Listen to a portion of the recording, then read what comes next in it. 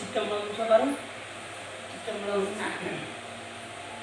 தல நீரை அணியப்பும் உடவல் போரி கப்பிய கரி முகம் நீகச்சிடும் அடியவர் புத்தியில் உறைவம் கற்பகமென வினை கடித்தேரும் மதியம் வைத்திடும் அரண் மகன் ஒரு திரள்புய யானை மத்தல வயிறனை புத்தமி புதல்வனை மட்டவில் மலர்கொடு பணிவே முத்தமிழடையினை முற்படுகிறேன் முற்படை எழுதியேன் முப்புறம் எரிசிராட்சிவன் உரை ரதம் அச்சது ஒடுகிறார் தீரா அத்தியரது கொடு புத்திர மணிபடும் அப்புறம் அதன் இடையிலாகி அப்புறம் அவருடன் அச்சிறு முருகனை அக்கணமணம் வரும்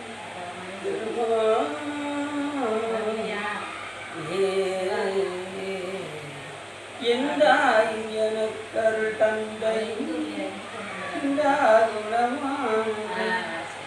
தனியாள் கந்தா கதிரவனே உமையாள் மைந்தா குமரா மறைநாய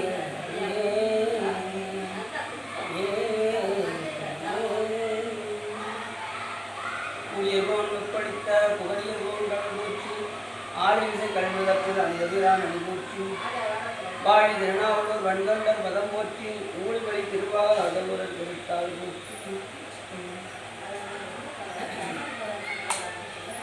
எல்லாம் இல்ல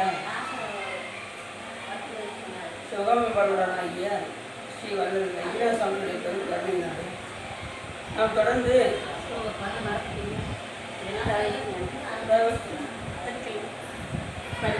எந்த எனக்கு போட்டு வச்சுருந்தீங்களா உங்களை பொழுத்த உங்களை வச்சு ஆழ்வு கண்டிடத்தில்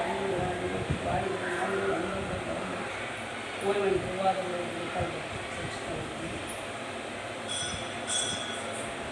எல்லாம் வல்ல சிவகாமிபாலுடன் ஐயா ஸ்ரீ வல்லல் வைத்தியாசாமி பெரும் கருணையினாலே நாம் மடவார்களாக மற்றும் புதுவை புராணத்தை பற்றி சிந்திப்பதற்கு திருவருளும் குருவர்களும் ஐயாவர்களும்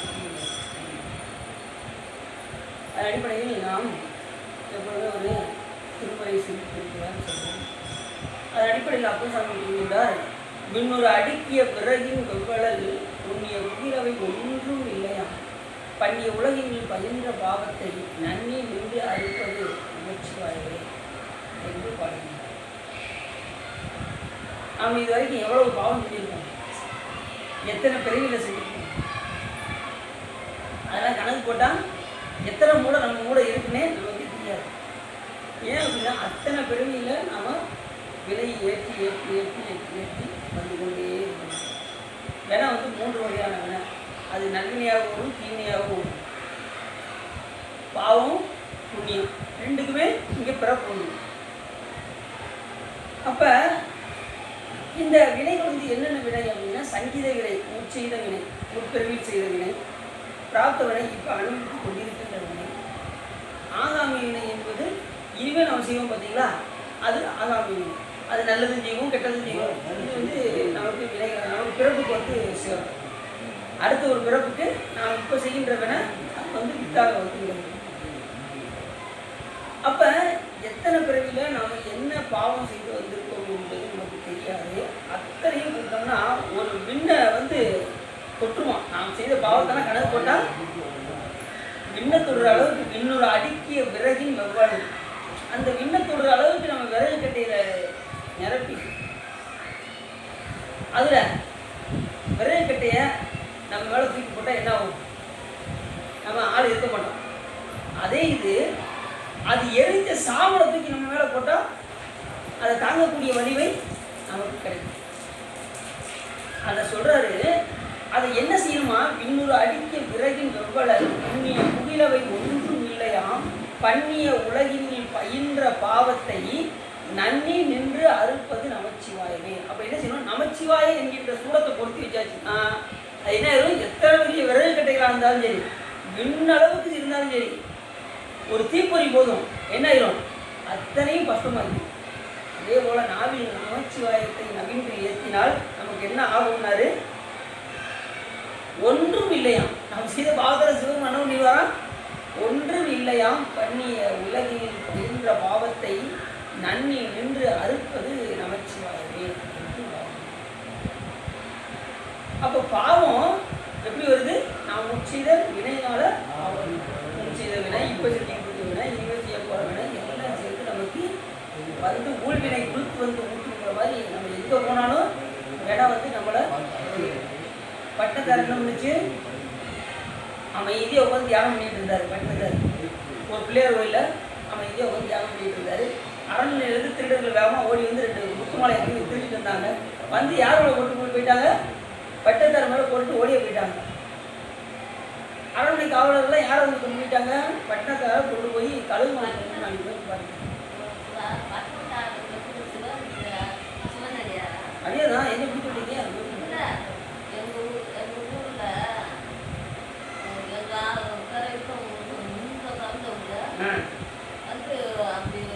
கள்ளிப்பாலவே குடிப்பாங்களாம். மாடு நைட்டு போகையில கள்ளிப்பாலவே குடிப்பாங்களாம். அதை யாரும் பார்த்துட்டு வந்து வீட்டில் வந்து சொல்லிடுவாங்க. சொல்ல உடனேவும் அவர் அப்படியே வீட்டுக்கு போனாக்க நம்மளை விட மாட்டாங்க, அரைச்சி போடுவாங்க. அவர் வேற, அவர் பட்டு தருது. அவர் வந்து அவர் வேற முனிவர். அவர் வந்து எங்கள் வீட்டில் பட்டணக்காரருக்கு கும்பிடுவோம். அப்படியா? சேர்த்து அவர் அந்த பட்டத்தர் எத்தனையோ இருக்காங்க. இவர் வந்து திருநாம வந்து பட்டத்தர். அவர் கழுகு மரத்துக்கு முன்னாடி, கழுகு மரம் எப்படி இருக்கும் பார்த்துருக்கீங்களா? இளநீ இருக்கும் பார்த்தீங்களா? இளநீ அது அப்பத்துக்கு உட்கார வச்சுருவாங்க. அது 2ஆக பிரித்து எடுத்துரும். அப்படி கழுகு மரத்தில் கொண்டு போய் பட்டத்தாரை போய் நிப்பாட்டிட்டாங்க. எதுக்காக? கலவு சூட்டி கொண்டு போய் நிப்பாட்டாங்க. அப்போ அவர் வேறு ஒன்றுமே செய்யலை. எதிரிகளை ஆனால் பாயிலா இப்படி பண்ணிட்டீங்களேன்னு அவர் பேர் சொல்லவே இல்லை. என்ன சொன்னார் அப்படின்னா, என் செயலாவது யாதொன்றும் இல்லை, இனி தெய்வமே நின் செயலே என்று உணரப்பட்டேன். இந்த ஊரெடுத்த பின் செய்த தீவினை யாதும் ஒன்றும் இல்லை, பிறப்பதற்கு முன் செய்த தீவினையோ இங்கனவே வந்து மூண்டதுவேனாரு. செய்த பாவத்தினால எனக்கு இந்த கழுகு முறைக்கு முன்னாடி வந்து கொண்டு வந்து நிப்பாட்டியிருக்கு. இனி வந்து என்னுடைய செயல் எதுவுமே கிடையாது, இனிமேல் உன்னுடைய செயல்னாரு. கழுகு மரம் பற்றி இருந்தது. இதை வந்து அப்போ என்ன செய்யணும்? எல்லா செயலையும் சிவபெருமான் செயலும் எண்ணி செய்யணும். செஞ்சால் நமக்கு எந்த விதமான துன்பம். அப்படிதான் என்ன செஞ்சாரு? பண்ணிய உலகில் பயின்ற பாவத்தை நன்னி நின்று அறுப்பது. வினை வந்து நம்ம எங்கே போனாலும் விடாது. இன்னும் உட்காந்து தியானம் பண்ணிட்டு இருந்தால் கூட விடாது. ஆனால் இறை சித்தில் இருந்தோம்னா அது வந்து என்ன ஆகும்? நம்மை காக்கும். சிவபெருமானை எண்ணி வழிபாடு செய்தவர்களுக்கு சொன்னால் நம்மளை வந்து வினை வந்து ஒன்றும் செய்யாது. இப்போ நமக்கு ஒரு சின்ன டவுட் வரும். வினைகள் இந்த பிராப்த வினை இருக்குது. இந்த வினையை நம்ம அனுபவித்தான் நீக்கணுமா அப்படின்னா அனுபவித்தான் நீக்கணும். ஏன் அப்படின்னா இந்த வினையை வந்து நம்ம எப்படி அனுபவிக்கிறோம் அப்படின்னா எல்லாம் சிவபெருமான் திருவருளால் வருது அப்படின்னு நினச்சா இன்பம் வந்தாலும் துன்பம் வந்தாலும் எல்லாம் சாமி திருவருள் நினச்சி இன்பம் வந்தால் எப்படி சந்தோஷமாக இருக்கணுமோ அதே போல் துன்பம் வந்தாலும் அதை பொறுத்து கொள்ளக்கூடிய தன்மை நம்ம போகணும். ஏன்னா அதை அனுபவித்தான் அவங்க நம்ம பிராப்த வினை அது சந்தோஷமாக சிவபெருமான் திருவருளால் அதை அனுபவிக்கணும். இப்போ ஒரு கடையில் போய் அரிசி வாங்குறீங்க, நல்லா கவனமாட்டாங்க. கடையில் போய் அரிசி ஒரு நல்லா இருக்கிற மாதிரி இருக்குது அரிசி, நல்லா இருக்கு. அப்போ நீங்கள் என்ன பண்ணுறீங்க? ஒரு ரூபா கொடுங்கப்பா, போய் பார்க்க அப்படின்னு 1 ரூபா வாங்கிட்டு ஒரு மூடை போட்டு வச்சுருக்கீங்க. இல்லை ஒரு 20 கிலோ போட்டுறீங்கன்னு சொல்கிறீங்க. ஒரு 20 கிலோ போட்டுறீங்க. 1 கிலோ நான் போய் பொங்கி பார்த்தாரு அப்படின்னு சொல்லி 1 கிலோ வாங்கிட்டு வந்துடுறீங்க. வாங்கிட்டு வந்து அதில் நீங்கள் என்ன செய்வீங்க? ஒரு படியும் பொங்கிட மாட்டேங்க. ஒரு காப்பி எடுத்து அதை பொங்கி பார்த்து சாப்பிட்றது. சாப்பிட்டதும் அப்படியே வயிறு வந்து ஒரு மாதிரி பண்ணுது. சாப்பிட்ட சாப்பாடு வயிறு ஒரு மாதிரி பண்ணுது. அப்போ நீங்கள் முதல்ல என்ன செய்வீங்க? அது நல்லா இல்லைன்னு தெரிஞ்சதுமே அரிசி மாற்றணும். 2வது முதல்ல என்ன செய்வீங்க? ஏற்கனவே ஆர்டர் கொடுத்த ஆசையை ஃபோன் போட்டு வேண்டாம் அப்படிங்க. அதுதான் முற்செய்த வினை. ஏற்கனவே ஆர்டர் போட்டது வந்து முன்னாடி செய்த வினை, முற்செய்த பாவம். அடுத்து வந்து என்ன செய்வீங்க? இந்த எஞ்சிய அந்த 1 பிடியில 3/4 படியை கொண்டு போய் மறுபடியும் ரிட்டர்ன் கொடுப்பீங்க. அதுதான் இனிமேல் நீங்கள் செய்யக்கூடிய வினை. இனிமேல் நீங்கள் நல்ல தீவிர செய்வீங்க பார்த்தீங்கன்னா அது அந்த வினை. ஆனால் உள்ளே நீங்கள் சாப்பிட்டீங்க பார்த்தீங்களா, அதை நீங்கள் அனுபவிச்சே தீக்கணும். உள்ளே அது போய் வயிற்று அதை நீங்கள் அனுபவிச்சாலே தீக்கணும். இல்லை வாய் வச்சு குத்தி வெளியே எடுக்க முடியுமா சாப்பிட்டதை? அதே போல் இந்த பிராப்த வினையை நமக்கு எது அப்போ என்ன செய்யணும்? அதை ஒன்றும் செய்யாமல் இருக்கிறதுக்கு திருமுறைகள் பாடணும், சிவபெருமானை நினைக்க வேண்டும். இது நினைச்சா சாமியை பற்றி போன்று பாடினால் நமக்கு அது வயிற போய் ஒன்றும் செய்யாது. பண்ணிய உலகில் பயின்ற பாவத்தை ஒன்றும் இல்லையா? எப்படி நமச்சிவாயத்தை சொன்னால் பாவத்தெல்லாம் சாமி என்ன பண்ணுவாராம்? ஒன்றும் இல்லையாம் பண்ணிய உணவில் பயின்ற பாவத்தை நன்னி நின்று அறுப்பது நமச்சிவாயவே அப்படின்னாரு. அது என்ன பண்ணும்? போய் அறுத்துருமா, பாவத்தை அறுத்து நீக்கணும். அப்படிப்பட்ட எந்த விதமான வினைகள் செய்திருந்தாலும், கொடிய வினைகள் செய்திருந்தாலும் கூட சிவபெருமானை அணுகினால் அந்த வினைகளை சிவபெருமான் அணுகுவாரு. ஒன்றுமில்லையாம் பின்னுராடிக்கிய விறகின் வெவ்வழல் உண்ணிய புகிலவை ஒன்றுமில்லையாம் பண்ணிய உலகினில் பயின்ற பாவத்தை நன்னி நின்று அறுப்பது நமச்சிவாயவே. நம்முடைய அப்போஸ்தலர்கள் கூறுகிறார் என்று சொன்னால், அப்படி எத்தனை பிறவிகளை நாம் வினை செய்திருந்தாலும் சுவாமியை அண்டினோம் என்று சொன்னால் நம்ம வினைகள் பழக்காது.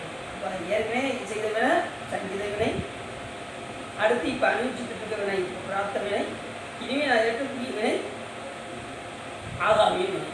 இந்த 3 வினையும் நம்ம ஒன்றும் செய்யாமல் இருக்கணும்னா சிவபெருமானை வழிபட்டாலுடைய நமக்கு வினைகள் தீராது. அப்படி அனுப்பிக்கின்ற காலத்தில் எல்லாம் சிவன் செயல் என்று நினைந்து அதை அனுப்பிக்கிறோம். அப்படி அனுப்பிச்சா நமக்கு என்ன ஆகாது? மேல் வினை ஏறாது, ஆகாமி வினை. அப்படி நினச்சிட்டோன்னு வச்சுக்கோங்களேன், நமக்கு ஆகாமி வினை ஏற ஆரம்பிச்சிடும். இனிமேல் செய்யக்கூடிய வினையும் நமக்கு என்ன ஆகணும்? அது கணக்கில் ஏற ஆரம்பிச்சிடும். அப்போ செய்யக்கூடிய ஒவ்வொரு செயலையும் நாம் எல்லாம் சிவன் செயல் என்று எண்ணி நாம் சொல்கிறோம். நமச்சிவாயவே. நமச்சிவாய என்ற அந்த 5 எழுத்தை நாம் சொன்னோம் என்று சொன்னால் நமக்கு என்ன வராது? ஒரு பாவம் நம்மை அணுகாது. நமச்சிவாயவே. பண்ணிய உலகில் பயின்ற பாவத்தை நன்னி நின்று அறுப்பது நமச்சிவாய. சரி, இப்படி 5 எழுத்து பதிவு. இந்த நமச்சிவாயம் என்ன செய்யும்? எல்லா விதமான நன்மையும் செய்யும். நமச்சிவாயவே ஞானமும் கல்வியும், நமச்சிவாயவே நானது உச்சியும், நமச்சிவாயவே நான் அறிவு ஏற்குமே, நமச்சிவாயவே நன்னெறி காட்டும். அது நல்ல நெறியை நமக்கு கொண்டு சொல்லும். அதுதான் நமச்சிவாய. அப்போ நல்லது மேலும் நாள் இன்னையிலிருந்தே நமச்சிவாயத்தை நாவில் நவிழ்த்து ஏற்றுக்கொண்டே இருக்கணும். நா என்பது மறைப்பாட்டல், மா என்பது ஆணவமலம், சி என்பது சிவம், வா என்பது அருள் சக்தி, யா என்பது இந்த உயிர்கள். இந்த 5ம் சேர்ந்து தான் நமச்சிவாய என்கின்ற மந்திரமாக வருகிறது. இப்போ நான் சொல்லி என்ன சொல்கிறோம்? சிவத்தை பின்னாடி சொல்கிறோம், சிவாயன்னு பின்னாடி சொல்கிறோம். அதை சொல்லி சொல்லி சொல்லி சொல்லி சொல்லி பழகி சிவம் முன்னாடி நாம பின்னாடி போய் சிவாய நம சிவாய நம அப்படின்னு அடுத்து கடைசி சிவசிவா சிவசிவா. இந்த உலகத்தில் நல்லா பாருங்க, ஒரு நிம்மதி வேணும் அப்படின்னா யாரை கூடுவாங்க? சிவபெருமான் தான் கூடுவாங்க. பார்த்தீங்களா? நான் கிடைக்க செவனே யாரும் உங்களுக்கு சொல்லுவாங்க சொல்ல மாட்டாங்க. அப்போ ஒரு நிம்மதி வேணும்னா என்ன சொல்லுவாங்க? சாமி தான் கூடுவாங்க. இன்னொன்று சொல்லுவாங்க, பேசாமல் சிவனே கிடக்க வேண்டியது, அவங்க யார் அங்கே போய் காலை கை காலம் உடச்சிட்டு வரணும்னா அப்படிம்பாங்க. பார்த்துருக்கீங்களா? அப்போ நிம்மதி வேணும்னா அங்கே சிவபெருமானை தான். அதே மாதிரி ஒரு கரண்ட் போச்சுன்னு வச்சுக்கோங்க, என்ன சொல்லுவாங்க? சிவசுவா அப்படிம்பாங்க. கரண்ட் போயிடுச்சுன்னா சிவசுவா. அப்படி எல்லா நேரத்துலையும் சாமியை நமக்கு உலக வழக்கில் நம்ம சாமியை சொல்லிக்கிட்டே தான் இருக்கோம். நம்ம அறியாமல் சொல்கின்றோம். ஆனால் உண்மையான உணர்வோடு நாம் சொன்னால் நமக்கு எந்த விதமான தீங்கும் நமக்கு சேராது. அப்படிதான் இந்த பாட்டில் நமச்சிவாயம் எல்லாமே கொள்வாரேனும் நம்மள நன்மைகள் எல்லாரேனும் இயம்புவராயினும் எல்லா தீங்கையும் நீக்குவர் என்பதால் நல்லாரனாவும் மற்ற பற்றி எனக்கு இன்று நீ திருப்பாதமே மனம் பாவித்தேன், பெற்றலும் பிறந்தேன் இனி பிறவாத தன்மை வந்தேனேன், கற்றவர் தொழுதேக்கும் சி கரையூரி பாண்டி கொடுமுடி நற்றவா உன்னை நான் மறைக்கிறோம் சொல்லும் நான்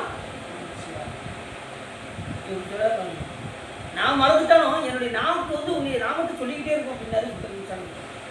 நாம் மறந்துடுவோம் சிவருமான. ஆனால் சொல்லி பழகிட்டீங்கன்னா அது நான் அதுவாக சொல்லிக்கிட்டே இருக்கும். இது நீ எதை வச்சு சொல்லி தெரியலாம் அப்படின்னா, ஏதாவது திடீர்னு தடி கொள்வீங்க பாருங்க, அந்த நேரத்தில் நீங்கள் சாமியோட நாமம் வந்துச்சுன்னா நீங்கள் அடிக்கடி உள்ளே சொல்லிக்கிட்டு இருக்கீங்கன்னு அர்த்தம். அப்படி இல்லைன்னா இன்னும் நீங்கள் ட்ரைனிங்கு எடுக்கிறது. வலிக்கு வீரனும் திருப்பி இறலாது மற்றறிய மறுமாற்றம் அப்படின்பாரு சொல்லியிருக்காங்க. அப்படி நாம் தடிக்கு விழும்போது வலிக்கு விழும்போது நாம் இறைவனுடைய நாமத்தை சொல்லி பழகிவிடணும் என்று சொன்னால் அந்த நான் தன்னைத்தானே சொல்லிக்கிட்டே இருக்கும். நீங்கள் மறந்துட்டாலும் அது சொல்லிக்கிட்டே இருக்கும். நற்றவா உன்னை நான் மறக்கிலும், உன்னை நான் மறந்துட்டா கூட உன்னை நாம என்ன செய்யும். அப்படி சிவபெருமானுடைய ஐந்தெழுத்து மந்திரம் நாமம், நாமமே மந்திரமாக வரும். இச்சி சத்தம்னு வச்சுக்கோங்க, நமச்சிவாய அப்படின்னா நாமம். இச்சி எடுத்துட்டோம்னா நமசிவாய அப்படின்னா மந்திரம். நீங்கள் நாமத்தை சொல்ல போறீங்களா மந்திரம் சொல்ல போறீங்களா? மந்திரம் சொல்ல போறீங்க. நீங்கள் மந்திரம் சொல்ல போறீங்க. முதல்ல நமச்சிவாய் இச்சி சேர்த்து நாமத்தை சொல்லணும். அதுக்கப்புறம் நீங்கள் தியானம் பண்ணி வச்சுக்கோங்க. அந்த நேரத்தில் ஜெபம் பண்ணுறீங்க பார்த்தீங்கன்னா அந்த நேரத்தில் நமசிவாயன்னு சொல்லி பண்ணணும். மற்ற நேரத்தில் நமச்சிவாய் நமச்சிவாய் நாமத்தை சொல்லிட்டே இருக்கு.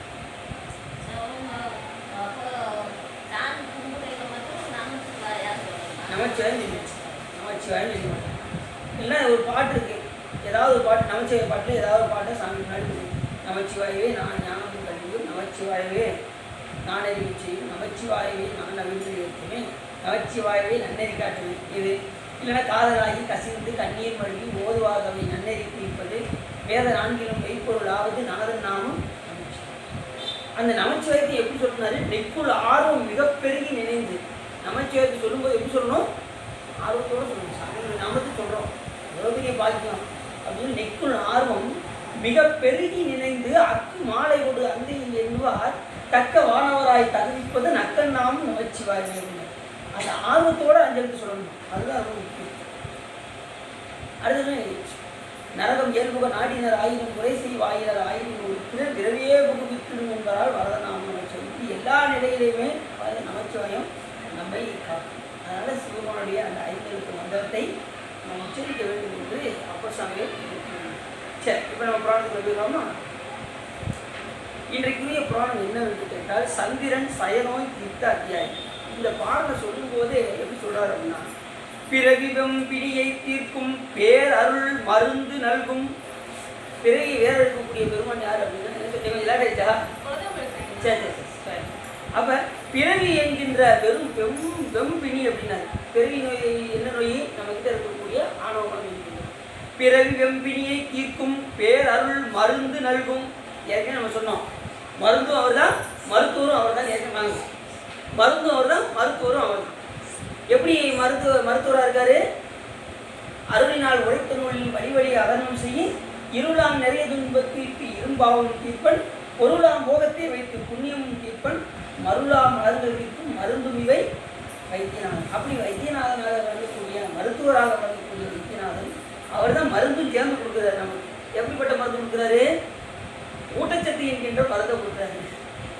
அதுதான் யாருன்னா நமக்கு செவித்த, அதாவது துரோதான சக்தியை கொண்டு முதல்ல சாமி என்ன பண்ணுறாரு? நமக்கு இந்த உலகத்தை காட்டி தன்னை மறைக்கின்றார். அப்புறம் அருள்சக்தியை கொடுத்து என்ன பண்ணுறாரு? அது அருள்சக்தி தான் ஊட்டச்சத்து. அதுக்கு முன்னாடிலாம் இது மருந்து கொடுப்பாங்க பார்த்தீங்களா, அது வந்து துரோதான சக்தி. அது வந்து அதுக்கப்புறம் ஊட்டச்சத்து கொடுத்ததுக்கப்புறம் தான் இது இந்த உடம்பு என்ன ஆயிடுது? தெம்பாயிடும். ஊட்டச்சத்து கொடுத்ததும் இது நோயாளில் படுத்திருந்தாலும் என்ன ஆயிடும்? இது தெம்பாயிக்கும். அது தான் அருள்சக்தி. அந்த அருள்சக்தியை கொடுத்து தான் சாமி என்ன பண்ணுவார்? இந்த உலகத்தை மறைத்து தன்னை காசுறாங்க. கையில் வந்து நினைக்கலாம்.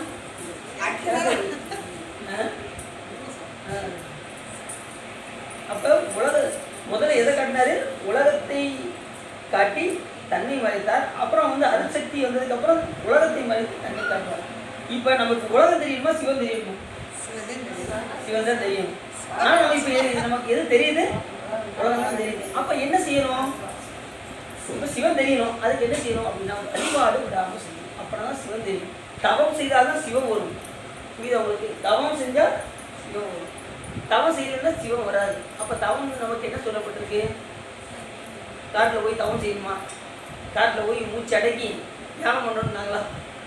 அப்படிலாம் செஞ்சால் சிவன் வரமாட்டார். அதான் இப்பிக்கு உழன்று முனிவர்களாம் நனிவாட அத்திக்கு அருளி அடியேனை ஆண்டு கொண்டு பக்தி கடலுக்குள் பதித்த வாழ்ந்து தித்திக்குமாவாடி எல்லையிடம் கொடுத்தவங்க. அப்படி எங்கே போய் நம்ம தவறு செஞ்சாலும் சிவபெருமான் வரமாட்டார். ஆனால் உண்மையான அன்போடு இல்லறத்தில் இருந்து கொண்டு மனைவி மக்களோடு இருந்து தவம் செய்கிறது தான் உண்மையான தவம். மனைவி மக்களோடு இருந்துட்டு அவங்களோட சந்தோஷமாக இருந்து அவங்களையும் நெறிப்படுத்தி அவர்களையும் சிவத்தை வழிபாடு பண்ண செய்து என்ன செய்யணும்? அந்த தவத்தை செய்ய வேண்டும். சிவபெருமானம் மறக்காமல் இருக்கும். என் நிலை நின்றாலும் எப்போலம் கொண்டாலும் மன்னியசி சங்கரந்தால் மறவாமை பொருளென்று புண்ணிய வேடம் தன்னை துறவாத தூய சிவம் தன்னை மிகும் அன்பினால் மறவாமை தன்னிப்பார் என்று சேக்கிழாசாமி இந்த சிவபெருமான மறக்காமல் இருக்கு. அது இல்லறத்தில் இருந்து மறக்காமல் இருக்கணும். அதுதான் உண்மையான தவம். அப்படி தவம் இருந்தால் சிவம் வரும். இது அவங்களுக்கு வீட்டில் இருந்தால் எப்படிங்க சிவம் வரும்? வீட்டில் இருந்து எப்படிங்க நம்ம தியானம் பண்ண முடியும்? வீட்டில் இருந்து எப்படிங்க நம்ம வழிபாடு செய்ய முடியும் அப்படின்னு நம்ம சொல்லக்கூடாது. ஏன் அப்படின்னா வழிபாடு எந்த நிலையிலும் செய்யலாம். நாம் எடுத்துக்கு கொள்கின்ற முறையை பொறுத்து இருக்கு. நீங்கள் வீட்டில் சொன்னதெல்லாம் கேளுங்க, கண்டிப்பாக அவங்க உங்களுக்கு நீங்கள் சொல்கிறதுக்கு அவங்க உடந்துடுவாங்க. ஏதாவது வீட்டில் அவங்க சொல்லிட்டாங்கன்னு வச்சுக்கோங்க, ஆமாம் உங்களுக்கு வேறு வேலையே இல்லை, இதே சொல்லிக்கிட்டே இருங்க அப்படின்னு நீங்கள் வச்சுக்கோங்க, நம்மளுக்கு எங்கேயும் விட மாட்டாங்க. அவங்களுக்கு அவங்க சொல்கிறதெல்லாம் நீங்கள் கேட்டுக்கிட்டே இருங்க. நம்மளை எங்கே போனாலும் கோயில் போகணுன்னா கூட அவங்க தாராளமாக மகனே போயிட்டு வாப்பா அப்படிம்பாங்க. இல்லைன்னு வச்சுக்கோங்க, ராஸ்கல் உனக்கு கேட்குதான் எங்கே ஊரா சுற்றிக்கிட்டு இருக்க நீ அப்படின்னு நினைச்சுவாங்க. ஒருதைக்கும் போக விட மாட்டாங்க. அப்போ என்ன செய்யணும் அப்படின்னா தவம் செய்வதற்கு நாம் இல்லறத்தில் இருந்து கொண்டே செய்யலாம். அந்த தவம் என்பது என்ன வந்து கேட்டால் சரியை, கிரியை, யோகம், ஞானம் இருக்கின்ற 4 வகை தான் நமக்கு சொல்லப்பட்டு இருக்கக்கூடிய தவம். சரியை இறைவனுக்கு உடலால் செய்யக்கூடிய தொண்டு, கிரி என்பது வாக்கால் செய்யக்கூடிய தொண்டு, யோகம் என்பது மனதால் நினைக்கக்கூடிய தொண்டு, ஞானம் என்பது எல்லா பொருட்களையும் அவன் கலந்திருக்கிறான் என்கின்ற உணர்வு வருவது தான். அதுக்கு இந்த 3 ரொம்ப அவசியம். இறைவனை உடலால் பணி செய்யணும், உள்ளத்தால் பணி செய்யணும், வாக்கால் பணி செய்யணும். மனவாக்கு காயம் ஆனிடத்தெங்கும் அரண்மணிக்காக ஒன்றோ வாழ்ந்தவரும் மண்மேல் வந்த அரண்தனை அச்சிக்க மூனிடத்து உழலும் மூமரித்தை ஒன்றும் புனரால் அந்தோ என்று சித்தியாக சொல்லப்பட்டிருந்த அந்த மனவாக்கு காயம் எதுக்காக யாருக்கு கொடுத்தது? மானிட பிறவிக்கும் கொடுத்துருக்காரு சாமி. வேற விலங்குகளுக்கு கூட சொல்லலை, மானிட பிறவிக்கு அப்படி ஒரு தவம் நம்ம சாமி கொடுத்துருக்காரு. அப்போ இந்த மனித பிறவியில் நம்ம எதை நினைக்கணும்? நினைப்பவன் மனிதன். மனிதன்கிற பேருக்கு மனத்தால் நினைப்பவன் அர்த்தம். எதை நினைப்பவன்? சிவத்தை நினைப்பவன் நம்ம பொருள் எடுக்கணும். நாம உலகத்தை நினைப்பவன் பொருள் எடுத்துக்கிட்டு என்ன செய்யறோம்? உலகத்தையே நினைச்சிக்கிட்டு இருக்கோம். மனைவியை எண்ணி எண்ணி எண்ணி, மக்களை எண்ணி எண்ணி எண்ணி, பட்டத்தை எண்ணி எண்ணி எண்ணி, பதவியை எண்ணி எண்ணி எண்ணி, இப்படி எதை பார்த்தாலும் பிள்ளைகளை எண்ணி எண்ணி, இப்படி பிள்ளைகள் வளர்ந்ததே அப்படின்னு அதை பற்றியே சொன்னேன். தாய் நம்மளை இந்த நேரம் வஞ்சிக்கிட்டே இருக்காங்களே அப்படின்னு அவரை பற்றி சிந்தனை. அப்பா இப்படி சத்தம் போட்டுக்கிட்டே இருக்காரு அப்படின்னு அவரை பற்றி சிந்தனை. இப்படி பட்டம் எப்படி அந்த பதவியை அடையலாம் அடையலாம் அடையலாம் அதை பற்றியே சிந்தனை. நமக்கு இந்த எதை செஞ்சு அந்த பட்டம் நமக்கு கிடைக்கும் அப்படின்னு அதை பற்றியே சிந்தனை. இப்படி உலகத்தினுடைய சிந்தனை அதிகமாக இருக்குன்னா சிவத்தை பற்றி என்ன வராது. அப்போ நம்ம எதை நினைக்கணும் அப்படின்னா சிவத்தை நினைக்க வேண்டும். நினைப்பவர் மனம் கோயிலா கொண்டான் அனைத்தெழுவான் அவ்வளவு புத்தனை நினைத்தெழுதும் மறந்து விரிவனோ என்று சொல்கிற அடிப்படையில் நாம் எதை நினைக்கிறோம்? சிவத்தை நினைக்க வேண்டும். அப்போ சொல்றாரு, அந்த பிறவியம் என்கின்ற வெம்பிணியை தீர்க்கும் மருந்தாக விளங்கக்கூடிய வைத்தியநாதன் திறமொரு காரணத்தால் திகழ் வைத்தியநாத பேர் அரவணாம் புதுமைய வல்லலை அடைந்து அன்புள் உற பணிந்து போற்றி உயர் துயர் ஒழித்து வாழ்வாம். வைத்தியநாத சாமியை போய் போற்றி வழிபாடு செய்தால் நம்ம பிறவி என்கின்ற நோயை அகற்றி அவரை போற்றி வழிபாடு செய்தால் நம்மளுடைய துயரானது நீங்கும் அப்படின்னு இந்த பாட்டு சொல்றாரு. நம்ம பிறவி நோய் இப்போ எதை நினைக்கணும்? ஆனாவங்களும் நமக்கு வலிமையாக இருக்கணும். அதனுடைய வலிமையை காட்டிக்கிட்டு இருக்கு. எங்கே நீ சிவபெருமான் நீ வழிபாடு செஞ்சு பார்த்துருவோம் அப்படிங்கிறது இருந்துக்கிட்டு நீ போய் எங்கே நீ கரெக்டாக நீ கோயில் பார்த்துருவோம். 6 மணிக்கு நீ கோயில் போயிருவியா? ஒன்றும் விட மாட்டேனே நான் அப்படின்னு சொல்லி என்ன செய்யும்? ஆனால் வலிமை என்ன ஆகும்? விடவே விடாது. சொற்பொழி தானே ஆடுறதானே ஆட்டுக்கலாம் அப்படின்ட்டு எங்கே வரப்போறாரு? சரவண எங்கே வரப்போறாரு? ஆறாம போயிருப்போம். பாதாம் போயிருவோம். வழிபாடு எத்தனை மணிக்கு? 8:30 தானே நடப்பாங்க. 8 மணிக்கு போய் சாமி பார்க்க போதாதா அப்படின்ட்டு நினைச்சுவோம். இப்படிலாம் இப்படி அந்த வழிபாடை நம்ம நினைச்சோம்னா தொடர்ந்து விடாமல் செய்து கொண்டே வரும். தவம் செய்தால் சிவம் கண்டிப்பாக.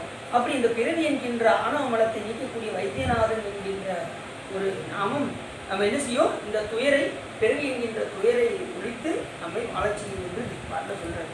சொல்லி அதுக்கப்புறம் சந்திரன் சயனோய் தீர்த்த கதையை சொல்ல போகிறேன் அப்படின்னு சொல்லி யார் சொல்கிறா? சுதாமூர் அந்த கனகாசன் சொல்லியிருக்கார். இன்னைக்கு இல்லை திருவிளையாடல் பார்த்தீங்கன்னா வேறு எந்த புராணத்துலையுமே இல்லை. ஆனால் இவ்வளோ நாள் அந்த கதையை கேட்டுருப்போம். ஆனால் அது நம்ம திருக்கோயில தான் நடந்ததான்னு ரொம்ப உடம்புல புள்ளிருக்கு. அந்த அளவுக்கு ஒரு சாமியை திருவிளையாடல் இங்கே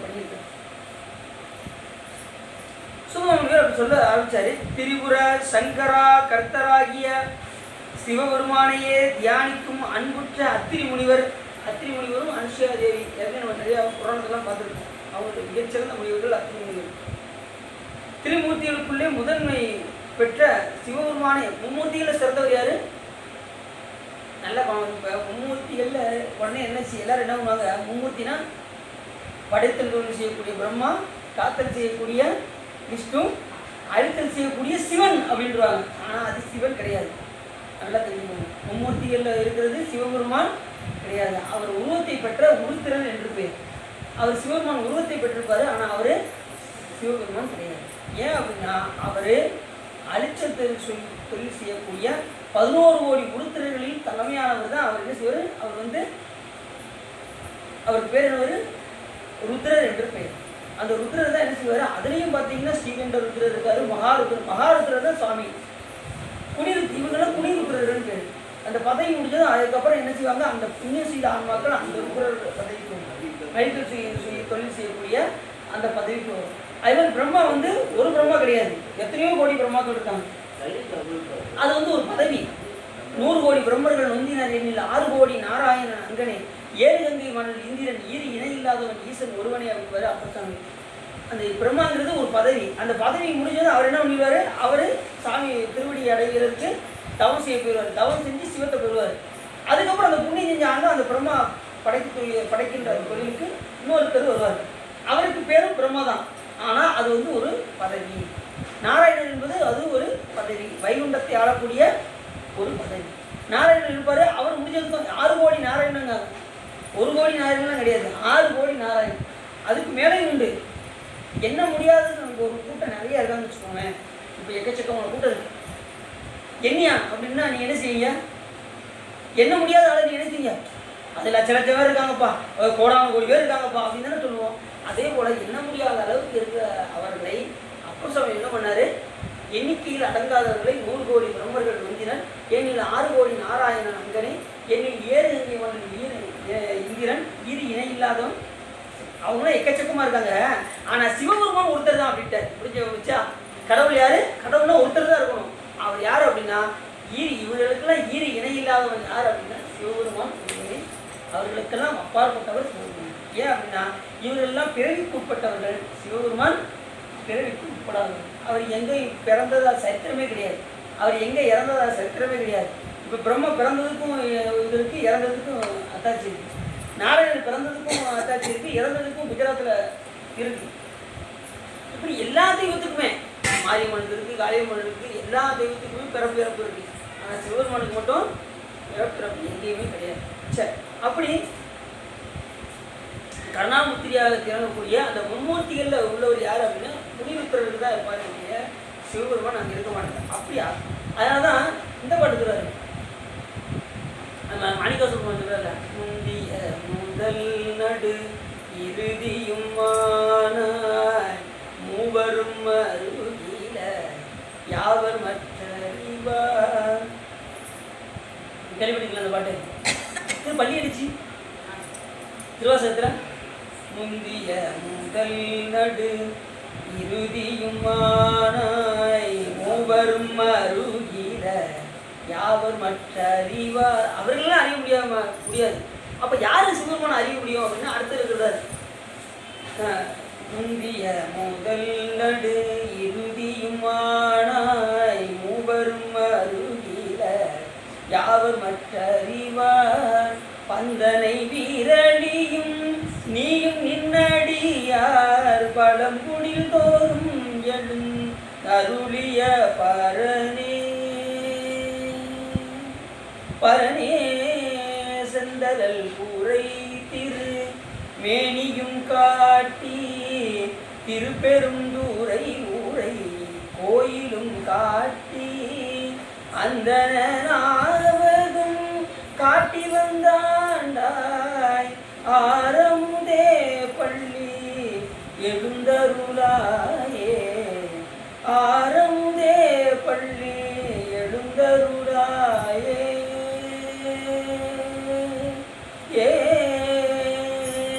அப்படின்னு யார் சொல்றான்? பந்தனை விரலியும் நீயும் நின் அடியார்களால் தான் உணர முடியுமே தவிர மும்மூர்த்திகளால் கூட அறிய முடியாதான் சிவபெருமான். மூவரும் அறிகிலர் யாவர் மற்ற அறிவார். பந்தனை விரலியும் நீயும் நின் அடியார் பழங்குடில் தோறும் எழுந்தி அருளிய பரணை என்பவரு வாங்கிக்க சொல்றாங்க. அப்படி மும்மூர்த்தியில் ஒருவர் சிவபெருமான் கிடையாது. இப்போ இனிமேல் மும்மூர்த்தியில் படம் இருந்ததுன்னா அது யாரு? சிவபெருமான். ஆனால் அவருக்குள்ள இருந்து அதிர்ஷ்டிலிருந்து சிவபெருமான் தான் ஏற்படும். சரியா? அப்படி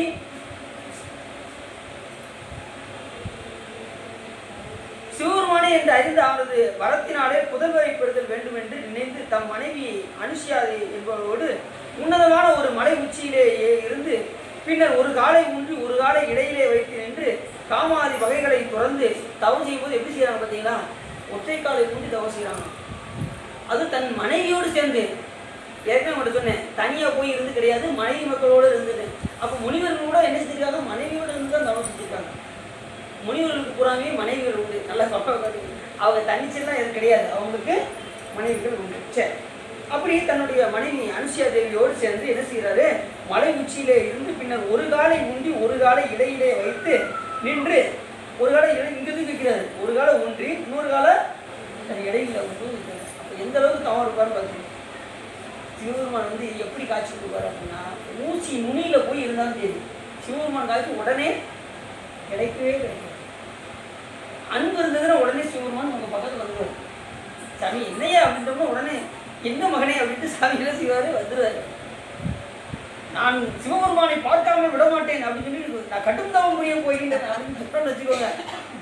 சாமானியமாக சிவபெருமான் பார்க்கவே முடியாது. நான் பார்ப்பேன் அப்படிங்கிற உணர்வு இருந்ததுன்னா சிவபெருமானை பார்க்க முடியாது. அவன் அன்பு அருள் இருந்தால் பார்க்கலாம், அவன் அருளால் அவன் திருவடியை பார்க்கலாம் அப்படின்னு சொன்னால் பார்க்கலாம். அதுக்கு அன்பு ரொம்ப தேவை. அன்பு இருந்தால் சிவபெருமான் திருவடியை நம்ம பார்க்கலாம். அப்படி ஒற்றைக்காலை வந்து ஒற்றைக்காலை இடையிலே வைத்து நின்று காமாதி பகைகளை துறந்து. அப்போ தவம் செய்யும் போது எது நமக்கு பகையாக இருக்கு? காம குரோக மத ஆச்சரியங்கள் நமக்கு இடையூறாக இருக்கு. அதையெல்லாம் துறந்தா தான் இந்த தவத்தை செய்ய முடியும்னாரு. எந்த தவம்? இந்த காமாதி குற்றங்கள், காமம், கோபம், லோபம், மதம், ஆச்சரியம், களவு, கொலை என்கின்ற இந்த குற்றங்களை எல்லாம் நீக்கினால்தான் தவம் புரிய முடியும். அப்படி தவம் புரியும் போது என்ன செய்ய முடியும்? சிவத்தை ஒன்றுபட்டு வழிபாடு செய்தால்தான் தவம் சித்திக்குமே தவிர வேற எந்த சிந்தனை வந்ததுன்னா தவத்தினால் நிலைப்பட்டு இருக்க முடியாது. அப்போ என்ன செய்யணும்? ஒன்று இருந்து நினைவுங்கள். மனம் ஒன்று இருந்து வழிபாடு செய்யும். யார? சிவபெருமான். நமக்கு அங்கதானே ஒன்றாது. நம்ம கண்ணை மூடிட்டா என்னென்னமோ சிந்தனைகள் வருது. கண்ணை திறந்துருக்கையில கூட ஒரு சிந்தனை தான் வரும். கண்ணை மூடிட்டேன்னு வச்சுக்கோங்க. மனம் வந்து எதை நினைக்கணும்? சிவபெருமான நினைக்கணும். நம்ம கண்ணை மூடுமே. இன்னைக்கு சம்பளம் 8000 கிடைக்கும். 2000 பால் கடன் அடைச்சிடணும். மீதி 2000 வீட்டு ஜாமான்லாம் வாங்கணும். அப்புறம் இப்படி தியானங்கிற பேரில் நாம் என்ன செய்வோம்? என்னென்ன சிந்தனையோ ஓடிக்கிட்டு இருக்கோம். வேற ஈடுபடி நம்ம நினைக்க சாமியை தெரிஞ்சோம். அப்போ என்ன செய்யணும்? இறைவனுக்கு பணி செய்தால்தான் இறைவனை நினைக்க முடியுமே தவிர இறைவனை நினைக்கணும். அதை நினைக்கிறது பணி செய்யணும். உனக்கு பணி செய்ய உங்களை என்னாலும் நினைக்க வரம் எனக்கு நீ தான் சுத்தனாதான் இருந்த. அப்போ இறைவனுக்கு பணி செய்ய அவனை என்னாலும் நாம் நினைத்துக்கொண்டே இருப்போம். அவனுக்கு பணி செய்யாமல் இருந்தால் அவன் நினைப்பதற்கு வாய்ப்பே இல்லை. நம்ம அப்படி மறந்துட வேண்டியதுதான். அப்போ என்ன செய்யணும்? வந்து இந்த திருக்கோயிலில் வந்து திருத்தொண்டுகளெல்லாம் செய்யலாம். ஆமார் உன் திருவடிக்கு அகங்குடையேன் அன்புருகேன் பூமாலை புரிந்தேத்தேன் புகழ்ந்து உரையேன் புத்தேரின் கோமான் உன் திருக்கோயில் தூரியேன் உலகேன் கூத்தாடேன் சாமாரே விரைகின்றேன் சதுராளா. பார்த்தீங்கன்னா எல்லாம் திருக்கோயிலில் படிக்கிற ஐயர்களாக தான் இருக்கீங்க. எல்லாம் பார்த்தீங்கன்னா திருநீட்டு மடத்தில் போய் திருநீர் அப்படி கேட்பாங்க. இதுமாதிரி விளக்கு போட்டுக்கிட்டே இருப்பாங்க திருக்கோயிலில். இப்போ ஒவ்வொருத்தரும் ஒரு பங்கு சிறப்பாக செய்கிறாங்க. நீ காலையில் வந்து பூ கட்டி கொடுத்தீங்க. இப்போ ஒவ்வொருத்தரும் ஒரு பணி ஆளாளுக்கு ஒரு பணியில் சிறந்து வர்றாங்க திருக்கோயில் வந்து. அப்படி ஏதாவது விடைவிடாது பணி செய்து கொண்டே இருந்தால் தான் சிவத்தை அடையுமே தவிர அவரை நினைக்க முடியுமே தவிர வேறு எதுலையுமே நினைப்பதற்கு. அப்போ என்ன செய்யணும்? உனக்கு பணி செய்ய உந்தனை என்னாலும் நினைக்க வரம் எனக்கு நீட்டா அப்படின்னு நம்ம கேட்கலாம். பணி செஞ்சுக்கிட்டு சாமி உன்னை திருவடி வந்து கேட்கலாம். ஒரு பணியும் செய்யாமல் நீங்கள் சாமிகிட்ட போய் மோச்சன்னு கேட்டீங்கன்னா அது உயிர் குற்றமாக ஆகிவிடும். அப்போ என்ன செய்யணும்? பணி செய்து கொண்டே சிவபெருமான்ட்ட வராங்க. இது அவங்களுக்கு இச்சை. அப்படி இருக்கும்போது அனுசியா தேவியோட சேர்ந்து என்ன செய்கிறாரு, இருந்து தவம் செய்கிறார். இவர் அர்ஜுனன் சாரி சூரபத்மன் ஊசி நுனியிலிருந்து வழிபாடு செஞ்சாங்க. சிவபெருமான் காட்சியை கொடுக்கலையா, அங்கங்களையெல்லாம் வெட்டி வெட்டி வெட்டி கை காலெல்லாம் வெட்டி வெட்டி இதில் போட்டானா, அப்பயும் சிவபெருமான் காட்சி கொடுக்கவே இல்லையா. ஆனால் அவர் தம்பி சிங்கவாசனுக்கு சிவபெருமான் காட்சி கொடுத்தாங்க. அவர் அன்போடு வழிபாடு பண்ணாரு, சிங்கவாசனுக்கு சிவபெருமான் காட்சி கொடுத்தாங்க. இவர் அங்கத்தில் வெட்டி வெட்டி போட்டுக்கிட்டு இருக்காரு, அருந்தவும் பண்ணிட்டு இருக்காரு, முடியல. ஏன்னா அங்கே அன்பு இல்லை. அதனால சாமி அன்புடைய சிங்கவாசன் காட்சி கொடுத்தாரு. சிங்கவாசன் என்ன பண்ணா, உனக்கு என்ன வரம்பான்னு வேணும்னு கேட்டார். சாமி நீங்கள் அண்ணன் உயிர்ப்பிச்சு வரணும் அப்படின்னு. இவரை போய் அங்கத்தில் வெட்டி போட்டால அவனை பூரா போய் சாமி என்ன பண்ணாரு, ஒன்று சேர்த்து அவனை உயிரோட கொண்டு வந்துட்டார். வேற என்ன வர வேண்டும்னு கேட்டார். அங்கே தான் ஒரு மிஸ்டேக் ஆகி போச்சு. அதுக்கப்புறம் என்ன பண்ணிட்டான், இனிமேல் எங்கள் அண்ணன் கேட்பா அப்படின்ட்டான். அங்கே தான் பிரச்சனையே. அதுதான் கண்டபுராணம் ஆரம்பிச்ச நோக்கமே எதுனா, அங்கே தான் கண்டபுராணமே ஆரம்பிச்சு. அதுக்கப்புறம் தான் அவன் வர கேட்க ஆரம்பிச்சிட்டான். யாரு சொல்றது. அப்பயே சகோதர பாசத்தை அருமையாக எடுத்து காட்டியது கண்டபுராணம். கேட்டதுமே அவன் என்ன பண்ணிட்டான், எனக்கு 1008 அண்டங்களையும் 108 யுகங்களாக ஆள வேண்டும்னு சிவபெருமான்ட்ட வராங்க. ஆனால் அவனுக்கு என்ன தெரிஞ்சிருக்கு, 1008 அண்டங்களும் இவ்வளோ பெரிய கோடி கொடுத்து நினச்சிட்டான். 108 யுகங்கள்னு எத்தனையோ யுகங்கள்னு நினச்சிட்டான். அவன் அற்பத்தானோ கேட்டுருக்கான். யாரு கந்தபுராணத்தில் சூரபத்மன் ரொம்ப அற்புதம். கடைசி சாமி முருகபெருமான் காட்டுறாரு, நீ ஆளுகின்ற அந்த 1008 அண்டங்களை நீ பாரு அப்படின்னு சொல்லி ஞானக்கண்ணை கொடுத்து முருகபெருமான் காட்டுவார். எப்படி காட்டுவார்னா, அவன் ஆடக்கூடிய 1008 அண்டங்களும் முருகப்பெருமானுடைய நெகை கண்ணில் இருக்குமா, நெகை ஒரு குழியில் இருக்குமா. அப்போ முருகனுடைய அந்த விஸ்வரூபத்தை காமிப்பாரான். விஸ்வரூபம் உள்ள எத்தனை அண்டங்கள் இருக்குன்னு பார்த்துக்கோங்க. சாமியோட உடம்பெல்லாம் அண்டங்களாக இருக்குமா. ஆனால் அவன் ஆளக்கூடிய அந்த 1008 அண்டங்கள் வெறும் நெகை கண்ணில் மட்டும் இருக்குமா. அப்படி பார்ப்பானா, இவ்வளோ கோடி அண்டங்களா அப்படின்னு பார்ப்பானா. இதை புரிய நான் அற்பத்தனமாக ஆசைப்பட்டேன் அப்படின்னு சொல்லுவான். அதுக்கப்புறம் கொஞ்ச நேரத்தில் அப்படி ஞானக்கண்ணை அப்படி எடுத்துருவாரு. உடனே அப்பையும் பாருங்க அந்த தன்மானம் அவனை விடாது. நல்லவோட நான் கும்பிடாம விட்டேன் அப்படிமானா. அப்பயும் அந்த ஆணவம் கொஞ்சம் கூட குறையாது. கடைசி சேவலும் மயிலும் ஆக்கினதுக்கு அப்புறம் தான் ஃபுல் சரண்டர் என்னைக்கு ஆகுதோ அந்த உயிர், அப்போ தான் சாமி என்னுடைய காட்சியை வாங்குது. அது வரைக்கும் காட்சி கொடுக்கவே மாட்டேன். முழு சரண்டர் ஆயிடும். அன்றே இந்த நாவியும் உடலும் உடையும் எல்லாம் இன்றையனையா என்னை ஆட்கொண்ட போதே கொண்டிலையோன்னு ஃபுல் சரண்டர் ஆகிட்டா சிவபெருமான் நமக்கு. சரண்டர் ஆகலைன்னா நம்ம என்ன தவம் பண்ணாலும் சரி அப்படி காட்சி ஃபுல் சரண்டர் ஆகி எல்லாம் இனிமே நீ பார்த்துக்கோன்னு ஒப்படைச்சிடணும். மாட்டேன் ஒப்படைச்சிட்டோம்னா சிவபெருமான் நம்மை காப்பான். சரி, அப்படி 2 பேரும் இருந்து தவம் செஞ்சாங்க. பிரணவாயுவை ஒடுக்கி ரேசக கும்பங்கள் செய்து சுடுமுனா நாடி வழியே சென்று ஆதாரம் கடந்து 1000 இதழ் தாமரையிலே விளங்கும் சோதியை தரிசித்து ஃபுல்லாக அகப்பூஜை. 1000 இதழ் தாமரையை இப்போ நீங்கள் சூப்பூஜை செய்றீங்க சார், சனிலிங்க பூஜை செய்றீங்க.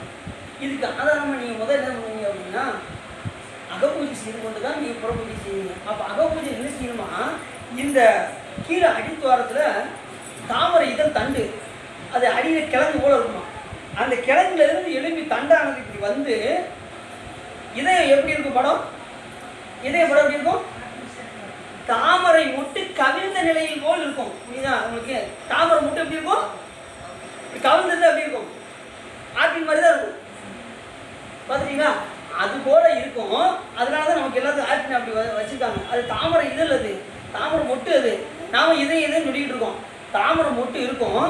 நாம் தியானம் செய்யும் போது அந்த தாமரை மொட்டுக்களை வெளியே எடுத்து 1000 இதழ் தாமரையாக பிரித்து உங்களுக்கு அது நடுவில் கொண்டு வந்து சிவபெருமான நிலைநிறுத்தி அதுக்கப்புறம் தான் சிவ பூஜை 6 ஆதாரங்களையும் நிறுவி குண்டலினி சக்தியை எழுப்பி, குண்டலினி சக்தி எப்படி இருக்கும், கீழே இருக்கும், மூலாதாரத்தில் இருக்கும்.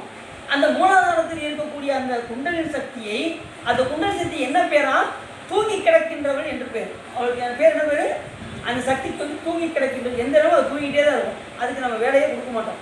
தியானம் பண்ணாதானே அது எழுந்திரிச்சு வேலை செய்யும். அதுக்கு வேலை கொடுக்காதனால அது தூங்கிக்கிட்டே இருக்குமா. அது எழுப்பி இடர்களை பின்கடை வழியாக சுழுமுனா நாடி வழியாக முடி இருக்கு, முடி கேப்பில் ஓட்ட இருக்குமா. அது வழியாக தான் அந்த சக்தி எழுப்பி மேலே வருமா. வந்து இந்த கபால வழியாக போய் தான் என்னுடைய பேரின் மெல்லையை அதை அடையுமா. அப்படி 6 ஆதாரங்களையும் மூலாதாரம், சித்தாதாரம், மணிபூரகம், அநாகதம், விசுத்தி, ஆஞ்சா என்கின்ற 6 ஆதாரங்களையும் கடந்து என்ன செய்யும், மேலே போய் துவாதசாந்த பெருவெளியில் போய் இறைவனுடைய பேருங்கத்தில் போய் கலக்கும். அப்படிதான் இந்த உயிரானது என்ன செய்யும், இந்த மூலாதாரத்திலிருந்து குண்டலினி சக்தியை நாம் எழுப்ப வேண்டும். அந்த சக்தி, அந்த பயிற்சியை இப்போ யார் பண்ணுறா, அத்திரி முனிவரும் அனுஷ்யாதேவியும் பண்ணுவாங்க. அங்க உள்ளே சாமியுடைய ஸ்லோதியை கண்டார்கள். உள்ள சாமி எழுப்பி தியானம் பண்ணோம்னா சாமியுடைய காட்சியை பார்க்கலாம். விளங்கும் சோதியை தரிசித்து பிரம்ம மந்திரத்தை தள்ளி தோரசார்ந்த பதமும் கடந்து நின்று வெயில் காலத்து மழை காலத்தும் வாடுதல் என்று அனுஷியா சிருஷ்டி செய்ய வாயுவை அகாரமாக கொண்டு தேவரிடத்தில் 100 வருடம் தயவு செய்தார். தேவரிடத்தில் 100 வருடம்னா எவ்வளவு கோடி ஆண்டுகள் நீங்க பார்த்துக்கோங்க. தேவ வருடம் இப்போ இருக்கிற யுகமே நமக்கு எத்தனை கோடி ஆண்டுகள் நம்ம சொல்ல முடியாது. கிருதாயுகம், திரேதாயுகம், துவாபரயுகம், கலியுகம், அது மாதிரி எத்தனையோ யுகங்கள் கடந்தது தேவ வருடம்.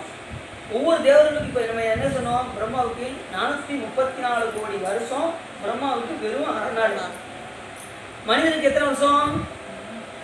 வெறும் 100 வருஷம். 100 வருஷம் வாழ்ந்தது தான் உண்டு. அது இப்போ பூரா பார்த்தீங்கன்னா 50, 60, 70, 50, 60, 70 எல்லாம் ஒருத்தர் இருக்க மாட்டேங்காங்க. எல்லாம் சுவர் போயிடுறாங்க. 70 தாண்ட மாட்டேங்க ஒருத்தரும். ஆனால் வழிபாடு செய்யக்கூடிய சிவருவன் விட மாட்டேன். வழிபாடு செஞ்சால் நம்மளோட ஆயுள் நீட்டிட்டு கொண்டே போகும். ஏற்கனவே பார்த்தீங்கன்னா மார்க்கண்டேயர் கதை பார்த்தீங்கன்னா, மார்க்கண்டேயர் ஆயுள் 16 வயசு. அப்பா ஆயுசு. அவருடைய அப்பா முருகண்டேயர் முனிவர் தவம் செய்வாங்க. மனைவியும் அவரும் தவம் செய்வாங்க. தவம் செஞ்சால் சிவபெருமன் இப்போ தான் ஒருத்தனே தவம் செஞ்சாங்க. அவருக்கு முன்னாடி சிவபெருமான் அவங்களுக்கு காட்சி கொடுத்தாங்க. உங்களுக்கு என்ன வேணும்னா, எங்களுக்கு புத்திரன் வேணும். அப்போ புத்திரன் வேணும் என்று கேட்டபோது சாமி சொல்வாரு, நொண்டி மொடம் கிட்ட வழக்கங்கள் எல்லாமே இருக்கும். ஊமை வேற குடிப்பழக்கம் எல்லா பழக்கமும் இருக்கும். அப்படின்னா ஒரு 100 வயசு வரைக்கும் வாழ்வான்ப்பா. அப்படி குழந்தை வேணுமா அப்படின்னாரு. இல்லையா, நல்லவனாக இருப்பான், ஒழுக்கமாக இருப்பான், ஆச்சாரமாக இருப்பான், அருள்நூல்களை படிப்பவனாக இருப்பான், இப்படி அன்பு கொண்டு இருப்பான். அப்படிப்பட்ட குழந்தை 16 வயசு வரைக்கும் இருப்பான் அப்படின்னு சொல்லி சாமி சொன்னார். உனக்கு எது வேணுமோ கேளு அப்படின்னாரு சாமி. சாமி 16 வயசு வாழ்ந்தாலும் நல்ல பிள்ளையே இருக்கும் அப்படின்னு சொல்லி கேட்டேன். இப்போ நல்லா உட்காந்துருக்கேன். நல்ல காப்பினா கொஞ்சம் குடிச்சாலும் போதும்ல. ஃபில்டர் காப்பி நல்ல காப்பி ஏன்னா அப்படி நாட்டில் சுவை அப்படி இருந்துக்கிட்டே இருக்கணுங்க அப்படிவாங்க. பார்த்தீங்களா? ஆமாம். எனக்கு ஒரு டம்ளர் எனக்கு வேண்டாங்க, ஒரு 1/4 டம்ளர் கொடுவாங்க, நல்லா சுவையாக இருந்தால் போதும் அப்படின்னு சொல்லுவாங்க. என்ன செய்வாங்க? அதே போல் இப்போ என்ன கேட்டார், நல்ல குழந்தையா 16 வயசு இருந்தாலும் நல்ல குழந்தையா வேணும் அப்படின்னு. உடனே அவர் என்ன பண்ணார் சாமி, 16 வயதுடைய மார்க்கண்டேயரை 15 ஆண்டு முடிஞ்சது. அப்படியே 2 பேரும் அழுத ஆரம்பிச்சிட்டாங்க. யார்? தாய் தந்தையரை அழுத ஆரம்பிச்சிட்டாங்க. பையனை விட்டு நம்ம பிரிய போகிறோமே அப்படிங்கிற அந்த ஒரு கவலை. உடனே அந்த நேரத்தில் மார்க்கண்டேயர் வந்தார். ஏன் அழுதுறீங்க? இல்லைப்பா, இந்த மாதிரி நாங்கள் தவம் செஞ்சோம், சிவபெருமான் எங்களுக்கு காட்சி கொடுத்தாரு, நல்ல குழந்தைன்னா 16 வயசு தான் இருப்பான்னு சொல்லி சொன்னாங்க. அப்படி தான் ஒன்று நாங்கள் பெற்றெடுத்தோம்ப்பா அப்படின்னு. உடனே அவர் என்ன பண்ணார், இதை நீங்கள் முன்னாடி என்கிட்ட சொல்லியிருக்க கூடாதா? நான் தவம் செஞ்சு நான் இதை வாங்கியிருப்பேன்ல, மாற்றி வரத்தை வாங்கியிருப்பேன்ல. இப்போ ஒன்றும் பிரச்சனை இல்லை, இன்னும் 1 ஆண்டு இருக்குல்ல, நீங்கள் கவலையப்படாதீங்க. நீங்கள் யார்கிட்ட நீங்கள் தவம் செஞ்சு வர வாங்கினீங்க? சிவபெருமான்ட்டப்பா, முழுமுதல் கடவுள்ப்பா. அப்படியா? இப்போ அந்த சிவபெருமான் இருக்காரா இல்லையா அப்படின்பா மார்க்கண்டேயர். என்னப்பா இப்படி சொல்லிட்டு, அவர் என்றும் உள்ள பொருள்ப்பா, அவர் இன்னைக்கு இருக்காருப்பா. அப்படியா? சரி. இப்போ வேற அவர் இருக்காரு அப்படின்னா அவர்கிட்ட நீங்கள் வரத்த மறுபடியும் மாற்றி கேட்க வேண்டியதானே? இப்போ நல்லா குணமாக்குறாங்க. இப்போ ஒரு செல்லாத ஒருத்தர் இப்போ நமக்கு முன்னாடி தான் நிற்காரு, செல்லாத ஒரு நோட்டை கையில் கொடுத்துட்டாரு. நீங்கள் என்ன செய்வீங்க? பக்கத்தில் நீங்கள் கொடுத்துட்டு மறுபடியும் வேற நோட்டை வாங்கிட வேண்டியதானே? இது ஒன்றும் பிரச்சனை இல்லைல்ல. இப்போ சரி, புக்கில் தெரியாமல் வேற புக்கை வாங்கிட்டீங்க. கடையில் போய் நல்லா இன்னும் கொடுத்துட்டு மறுபடியும் வேற புக்கு கிழிச்சிருக்கு அப்படின்னா கொடுத்துட்டு வேற புக்கை வாங்கிட வேண்டியதானே? அதே போல் சிவபெருமான் இருக்காரு, அவர் என்னைக்கு இருக்க தானே செய்யறாரு. அவர்கிட்ட போய் தவம் செய்து மறுபடியும் பிறகு மாற்றி கேட்போம் அப்படின்ட்டு போய் தவம் செய்ய போயிட்டார். யாரு? மார்க்கண்டேயர் போய் தவம் செய்தார். அப்படியே அந்த ஓம்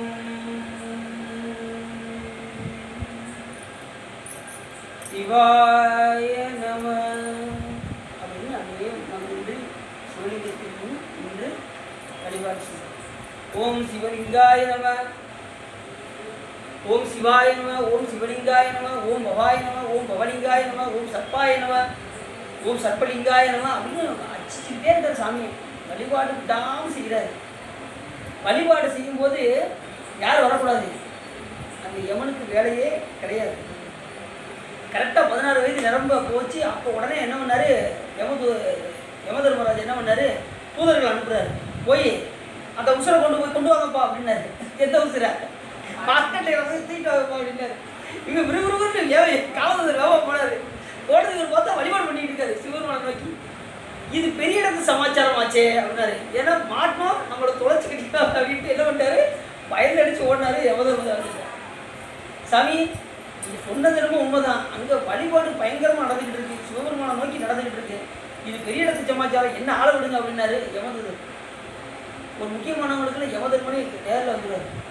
விட்டு பார்த்தாரு, ஒன்றும் கதையாகலை. உடனே நேரில் அவரே வந்துட்டார்.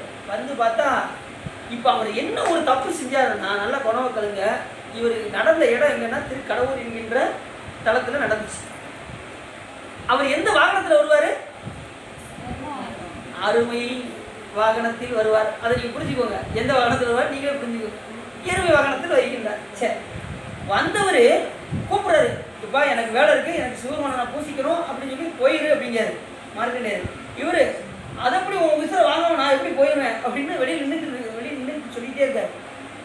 நீ வரமாட்டியோ இல்லை நான் வரேன் அப்படின்ட்டு எருமை வாகனத்தோட கோயிலுக்குள்ள வந்துட்டார். அதுதான் அது ஒரு தப்பு. அவர் செஞ்ச தப்பு என்னது, எருமை வாகனத்தோட உள்ள வந்தது மிகப்பெரிய தப்பு. வந்ததும் இவர் என்ன பண்ணுறாரு, உள்ள நெருங்க சிவலிங்கத்தை நல்லா கட்டி பிடிச்சிக்கிட்டார். சாமி மார்க்கெட் என்ன பண்ணுறாரு, கட்டி பிடிச்சது. உடனே பாசக்கையை தூக்கி வீசி எரிந்தான். உடனே என்ன ஆயிடுச்சு, அவர் மேல் சிவலிங்கத்துக்கு மேலேயும் பண்ணுறது.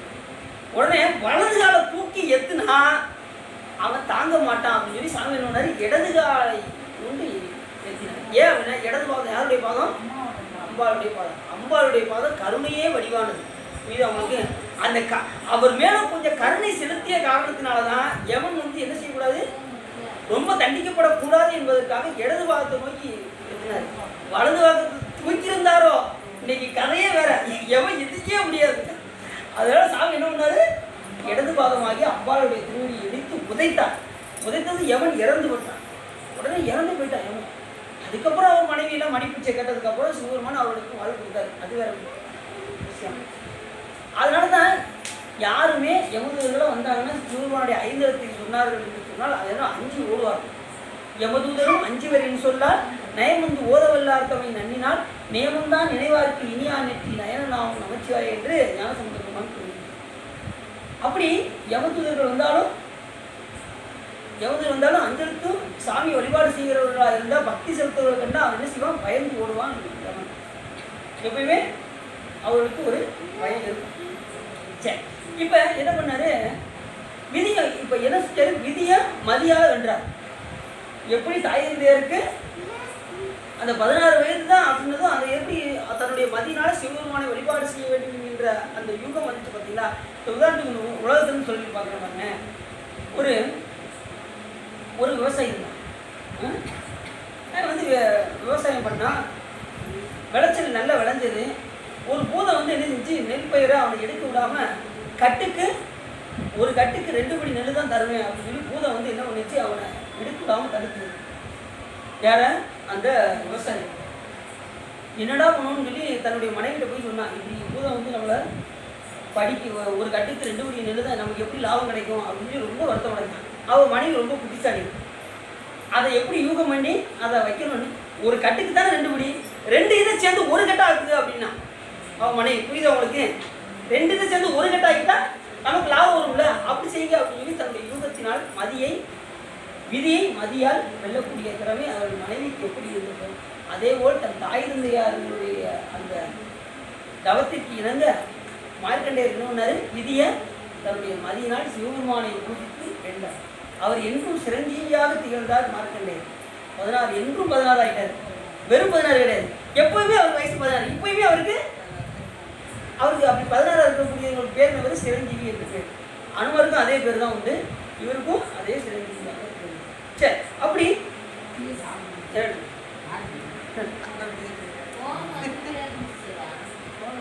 அது அதுக்கே அது ஆகுனா மொத்தம். சரி, அது மேலே கட் பண்ணிட்டு இது பண்ணுங்க, மேலே ஒரு கட் பண்ணிட்டு அப்ப என்ன பண்ணாரு, தவத்தை செய்தார். அந்த ஆதாரங்களையும் கடந்து அந்த துவாதகந்த பெருவழியில் சிவபெருமானை வழிபாடு செய்தார். யாரு? அந்த அத்திரி முனிவரும் அனுஷ்டாதேவி வழிபாடு செஞ்சது. தேவரிடத்தில் 100 வருடம் தவம் செய்தார். அப்போது யோகாக்கினி ஆகாயம் முழுவதும் கலந்து ஆழகால விடம் போல கொதித்து தாவதும் தேவர்கள் எல்லாம் வருத்தம் சகியாமல் கைலாயத்திலே சென்று சிவபெருமான் முன்னர் அபயம் கூறி முறையிட்டனர். இவங்க செய்கிற தவம் எல்லாருக்கும் போய் பரவுச்சான். பரவுனதும் தாங்க முடியாமல் சிவபெருமான் போய் எல்லாரும் என்ன பண்ணாங்க, கைலாயத்தை நோக்கி ஓடினாங்க. இப்படி தவம் செஞ்சுக்கிட்டு இருக்காரு அப்படின்னு சொல்லி எல்லா தேவர்களும் ஓடினாங்க. அது கேட்டு திருவுள்ளம் இறங்கி சிவபெருமான் உமாதேவியருடன் இடபாடுடராய் அத்திரி முனிவர் முன்பு எழுந்திருந்தாங்க. உடனே சிவபெருமான் எல்லாரும் வந்து முறையிட்டதும் சாமி என்ன பண்ணாரு, அவருக்கு காட்சி கொடுக்க போயிட்டார். அத்திரி முனிவருக்கும் அனுசரி என்னப்பாச்சு, உங்களுக்கு என்ன வர வேணும் அப்படின்ட்டு சாமி வந்து அந்த காட்சி கொடுத்தார். பிரம்மனும் விஷ்ணுவும் அவரவர் வானங்களே ஏறி பக்கத்திலே வரும் எல்லா தேவர்களும் வந்து கூடினார்கள். சிவபெருமான் அம்முனிவரை நோக்கி, முனிவனே, உன்னுடைய தவத்தை மகிழ்ந்தனம், நீ விரும்பிய வரத்தை கொடுப்போம் என்று அருள் செய்தார். முனிவன் தவம் விட்டு எழுந்து தாழ்ந்து கும்பிட்டு தோத்திரம் செய்து, சுவாமி நீரே இந்த சகத்திலெல்லாம் கடவுள் என்று அவரவர் விரும்பிய வண்ணமெல்லாம் மனம் தெளிந்து சொல்லி அதன் மேல் பிரம்மாவும் விஷ்ணுவும் அவரவருக்குரிய முறைப்படி வணங்கி எல்லாருமே யாரை வணங்குறாங்க, சிவபெருமானை வணங்குறாங்க. எல்லா தேவருக்கும் தேவாதி தேவர்களுக்கெல்லாம் தேவனாய் விளங்கக்கூடிய பெருமான் யாருன்னா சிவபெருமான் ஒருத்தர் தான். அத்தேவ தேவர் அவதேவர் என்று பொய்த்தேவ பேசி புலம்புகின்ற புதலத்தே பத்தேதும் இல்லாது என் பற்றல் நான் பற்றி நின்ற மெய்த்தேவ தேவருக்கே செல்வதாய் கொடுத்தும்பி என்று சொல்வார் மாணிக்கம். அத்தேவர் அவதேவர் இவதேவர் என்று பொய்த்தேவ பேசி புலம்புகின்ற புதலத்தே. இவர் கடவுள் அவர் கடவுள் பொய் பேசி பிரயோஜனமே இல்லை. ஏன்னா மெய்யான தேவர் யார் அப்படின்னா சிவபெருமான் ஒருத்தர் தான். அவர் தான் மெய்த்தேவ தேவர். அப்படிப்பட்ட மெய்யான தெய்வமாகிய சிவபெருமானை போய் இது செய்யுங்க, நீங்கள் போய் வழிபாடு செய்யுங்கள் என்று மாணிக்கம். அப்படி தேவாதி தேவர்களும் தேவே போற்று. தேவரெல்லாம் தேடி நின்று தேடி நின்று அப்படின்னு அப்பர் சாமி ஒரு பாட்டில் சொல்கிறாருல, அலறி சென்று தேடி நின்று அப்படிம்பாரு. எல்லா தேவரும் தேடி போய் சிவபெருமான் தேடி எங்கேன்னு பார்க்காம அவர் யாருக்குமே காட்சி கொடுக்குறாரு. அவர்கள் அறியதற்கு அறியவாய். ஏன்னா அறியதற்கு அரியதாகிய பொருள் சிவபெருமான். அன்பு ஒன்றுக்குத்தான் அவர் அடங்குவாரே தவிர மற்ற எதுக்குமே சிவபெருமான் வரவே மாட்டார். அன்பு ஒன்றுக்கு இறங்கி வந்து அருள் செய்வார். அப்படி தேவாதி தேவர்களுக்கெல்லாம் தலைவனாக வரக்கூடிய சிவபெருமான் பிரம்மா விஷ்ணுவுக்கும் காட்சி கொடுத்து என்ன பண்ணாரு, புத்திர பாக்கியம் இம்மையிலே மறுமையிலும் மோட்சம் அருள வேண்டும். உடனே அவர் என்ன பண்ணார், சிவபெருமானை நோக்கி அடியனுக்கு புத்திர பாக்கியம் இம்மையிலேயே மறுமையிலேயே இந்த பிறவில பிள்ளை வேணும், மறுபிறவில மோட்சம் வேணும் அப்படின்னு சொல்லி கேட்டார். அப்படி கேட்டதுமே சிவபெருமான் கருணை கூர்ந்து கேட்ட வரம் தந்த அருள் செய்கின்றோம் என்று சொல்லி கைலாயமுறை எழுந்தது. பிரம்மா விஷ்ணுக்களுக்கும் புத்திர பேர் தந்தோம் என்று சொல்லி தம் இருப்பிடத்துக்கு போயினார். பிரம்மா விஷ்ணுக்களுக்கும் புத்திர பேர் சென்றாராம் சாமி. அப்படி அத்திரி முனிவருக்கு தவத்தை முடித்து தன் மனைவி அனுசியாதேவுடன் தன் இருப்பிடத்துக்கு சென்று காவி பிம்பத்தை அணிவித்தனர். சில நாள் சென்றபின் அனுசியா சிவபெருமான் அருளால் துர்வாச முனிவரை பெற்றார். இந்த அத்திரி முனிவருக்கும் அனுசியாதேவிக்கும் யார் பிறந்தாங்க, துர்வாச முனிவர். ஏற்கனவே நம்ம பார்த்தோம், துர்வாச முனிவர் ஏற்கனவே முதல் கதையில் அவர் பார்த்தோம். அதன் மேலே விஷ்ணு கருணையினால் தத்தன் என்பவனை பெற்றார். விஷ்ணுக்கு யார் என்ன பண்ணாங்க, தத்தன் பிறந்தார். பின்பு பிரம்மனுடைய வரத்தால் இப்போ இவருக்கு வந்து 3 பேர் வர கொடுத்துருக்காங்க, பிரம்மா விஷ்ணு சிவபெருமான். சிவபெருமானால துர்வாச முனிவர், விஷ்ணுனுடைய அருளால தத்தன், அதுக்கப்புறம் பிரம்மாவுடைய வரத்தால் சந்திரனை பெற்றார். யாரு, அத்திர முனிவர் சந்திரனை பெற்றார். இம்மூன்று பிள்ளைகளும் சந்திரனது சரித்திரத்தை சொல்வோம் என்று சொல்லி நாளுக்கு நாள் கண்டவரும் அழகிலே சிறந்து வளர்ந்து தேவகுருவாகிய வியாழ பகவானிடத்து சர்வ சாஸ்திரங்களையும் கற்று யாகம் செய்யும் பருவத்தை அடைந்தார். அழகுல நாளுக்கு நாள் எப்படி இருக்கானா சந்திரன், அழகு கூடிக்கிட்டே வருது. சந்திரனாலே அழகு தான் இது அவங்களுக்கு. இப்போ சந்திரனை பார்த்தா எப்படி இருக்கு, பார்த்தா ரொம்ப அழகா இருக்கு, எல்லாரையும் கண்ணு கவர்ற மாதிரி இருக்கு. அப்படி நாளுக்கு நாள் அழகா வந்துக்கிட்டே இருக்காரு.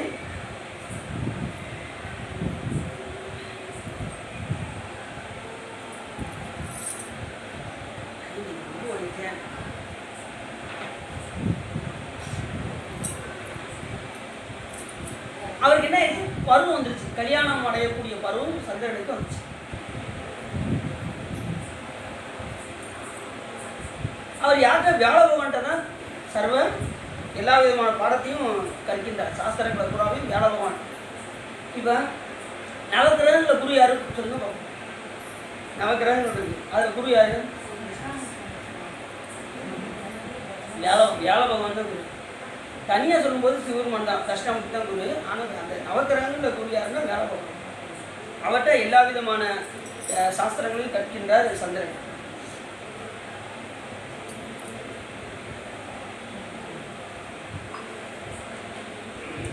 அப்படி சாஸ்திரங்கள்லாம் கற்று இங்கிடம் இருக்கும் காலத்தில் தக்கன் 50 பெண்களை பெற்று திரு நேந்திரத்தராகிய சிவபெருமானுக்கு உமாதேவியாரை கொடுத்தார்.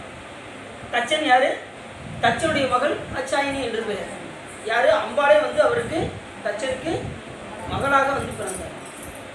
அதனால தான் அம்மாவுக்கு அந்த பேர் எனக்கு வேண்டவே வேண்டாம்டா சிவபெருமான். சாமி எனக்கு தாட்சாயினி என்கின்ற நாமம் எனக்கு வேண்டவே வேண்டாம் அப்படின்னாங்க சாமி. அதை தூக்கிட்டு எனக்கு என்ன செய்யுங்க, பார்வதி என்கின்ற நாமத்தை கொடுங்க. பர்வதராஜன் ஏற்கனவே தவறு செஞ்சுக்கிட்டு இருக்கான், அவனுக்கு போய் நான் மகனாக பிறக்கேன் அப்படின்னு சொல்லி என்ன செஞ்சாங்க, பர்வதராஜனுக்கு மகளாக பிறந்து பார்வதி தேவியாக வந்தாங்க. தத்தபுராணத்தில் நிறைய இருக்குது இதை பற்றி சித்தரியும். அதனால தான் தச்சன் ஏன் அப்படின்னா, தச்சன் சிவபெருமானை ஒருத்து அந்த வேள்வியை செய்தது காரணத்தினால் என்ன பண்ணாரு, அம்பாளை ஒதுக்கும்படி ஆகிப்போச்சு. அப்படி அந்த தச்சனுக்கு 50 பெண்கள் மகளாக பிறந்தார்கள். அந்த 50 பெண்களும் 13 பெண்கள் 50 பெண்களை பெற்று திரு நேதராக சிவபெருமானுக்கு உமாதேவியை கொடுத்தாரு. அதில் உமாதேவியை அம்பாளை வந்து யார் கொடுத்தாங்க, சிவபெருமானுக்கு அவர் கொடுத்தாரு. அந்த ஒரு பெரிய கதை. அவருக்கு உமாதேவியை கொடுக்கும்போது இவருக்கு என்ன ஆகும், நம்ம கை அவர் அந்த நேரத்தில் என்னத்தை பாருங்க, தாராவத்தை கொடுக்கும்போது நாம மேலே இருப்போம், அவர் கை கீழே இருக்கும் அப்படின்னு நினைப்பான். நினைச்ச நேரத்தில் சிவபெருமான் அந்த இடத்துல இருக்க மாட்டார், உடனே கைதாக்கி போயிடுவார். அவருடைய ஆணவத்தை ஒழிக்கிறதுக்காக சாமி அங்கே இருக்க மாட்டார். அந்த கோபத்தில் என்ன பண்ணுவோம், அவருக்கே தெரியாமல் அவரை முழுமுதற் பொருளாக வைக்காம ஒரு வேள்வியை நடத்தும் தட்சன். அப்படி வேள்வி நடத்தும் போது சிவபெருமானை ஒருத்து நாராயணனை முழுமுதற் பொருளாக வைத்து அங்கே ஒரு வேள்வி செய்வோம். அங்கே 33 கோடி தேவர்கள் எல்லாரும் வந்து அங்கே வந்து கலந்து கொண்டதுனால கந்த புராணமே எதுக்கு ஆரம்பிச்சது அப்படின்னா, இந்த வேள்வியில் போய் இவங்க செஞ்ச காரணத்தினால சூரபத்மன்ட்ட அத்தனை பேரும் அடிவாமாங்க. சிறையில் போட்டு சின்ன புண்ணமாக்கியுமா சூரபத்மன். யாருக்கு? சிவபெருமானை ஒருத்து செஞ்ச காரணத்தினால என்னாச்சு, ஒரு கந்த புராண கதையே உருவாச்சு. சிவபெருமானை ஒருத்து அந்த யாகத்தில் போய் கலந்து கொண்டதுனால, அந்த கலந்து கொண்ட யாகத்திலே அடி விடுவோம். வீரபத்ர சாமி நம்ம முடியை எடுத்து இப்படி ஏவி விடுவார். முடி வந்து வீரபத்திரராக போய் அனைவரை என்ன செய்யணும், சம்ஹாரம் பண்ணிடும். எல்லாருக்கும் அடி. இது சரஸ்வதி தேவிக்கு மூக்கு அறுபடும், சூரியனுக்கு பற்கள் உடைபடும். இப்படி எல்லாருக்குமே தண்டனை கிடைக்கும். தச்சனுக்கும் எச்சனுக்கும் தலையறுத்து தேவர்களும் தொக்கணவன் அவதம்பி தொலைத்துதான் என்னடி அப்படிம்பாரு. தச்சனுக்கு தலை அறுக்கணும், எச்சனாகி அந்த அக்னி தேவன் அந்த வேள்வியில் உள்ள அக்னிக்கு அதிதீவமாக இருக்கக்கூடிய எச்சனுக்கும் தலை அறுக்கணும். ஏன்னா அங்கே சிவபெருமானை ஒருத்து போய் அங்கே போய் எரிந்தது காரணத்தினால் அவருக்கு தலை அறுக்கும். ஆனாலும் பாருங்க, சிவபெருமானுடைய கருணையினால் அந்த தலையும் சிவபெருமான் வரான் ஆட்டுத்தலையாக கொண்டு வரும். மிகைத்தலை மற்றும் அருளினன்கான் சாடலும் எல்லாமே சிவபெருமானுடைய கருணையினால் அவருக்கு மிகைத்தலை வந்து கிடைக்கும். ஏன்னா அவங்க திருந்தும் பொருட்டு சிவபெருமான் செய்தார். தன் தவறுதலை உணர வேண்டும் என்பதற்காக சாமி என்ன பண்ணுறாரு, ஆட்டுத்தலையை கொடுக்கிறார். சரி, அப்படி சாமி என்ன பண்ணுவார், இந்த எது செஞ்சாலும் நன்மைக்கே செய்வார் சிவபெருமான். அப்படி உமாதேவியரை கொடுத்தார். யமனுக்கு 13 பெண்களையும், காசி முனிவருக்கு 2 பெண்களையும், சப்தரிஷிகளுக்கு 7 பெண்களையும் கொடுத்தார். யாரு? தச்சன். அந்த 50 பெண்களையும் பிரித்து ஒவ்வொரு ஆளுக்கும் கொடுத்தாரு. ஆனால் உமாதேவியை மட்டும் சிவபெருமான் 27 பெண்கள். மற்ற 27 பெண்களை மட்டும் யாரு கொடுத்தாரு அப்படின்னா, அந்த 27 நட்சத்திரங்கள் இருக்கு பார்த்தீங்களா, அது 27 பெண்கள். என்னென்ன இவங்க நட்சத்திரம் தெரிஞ்ச நட்சத்திரம்லாம் சொல்லணும் பார்ப்போம்.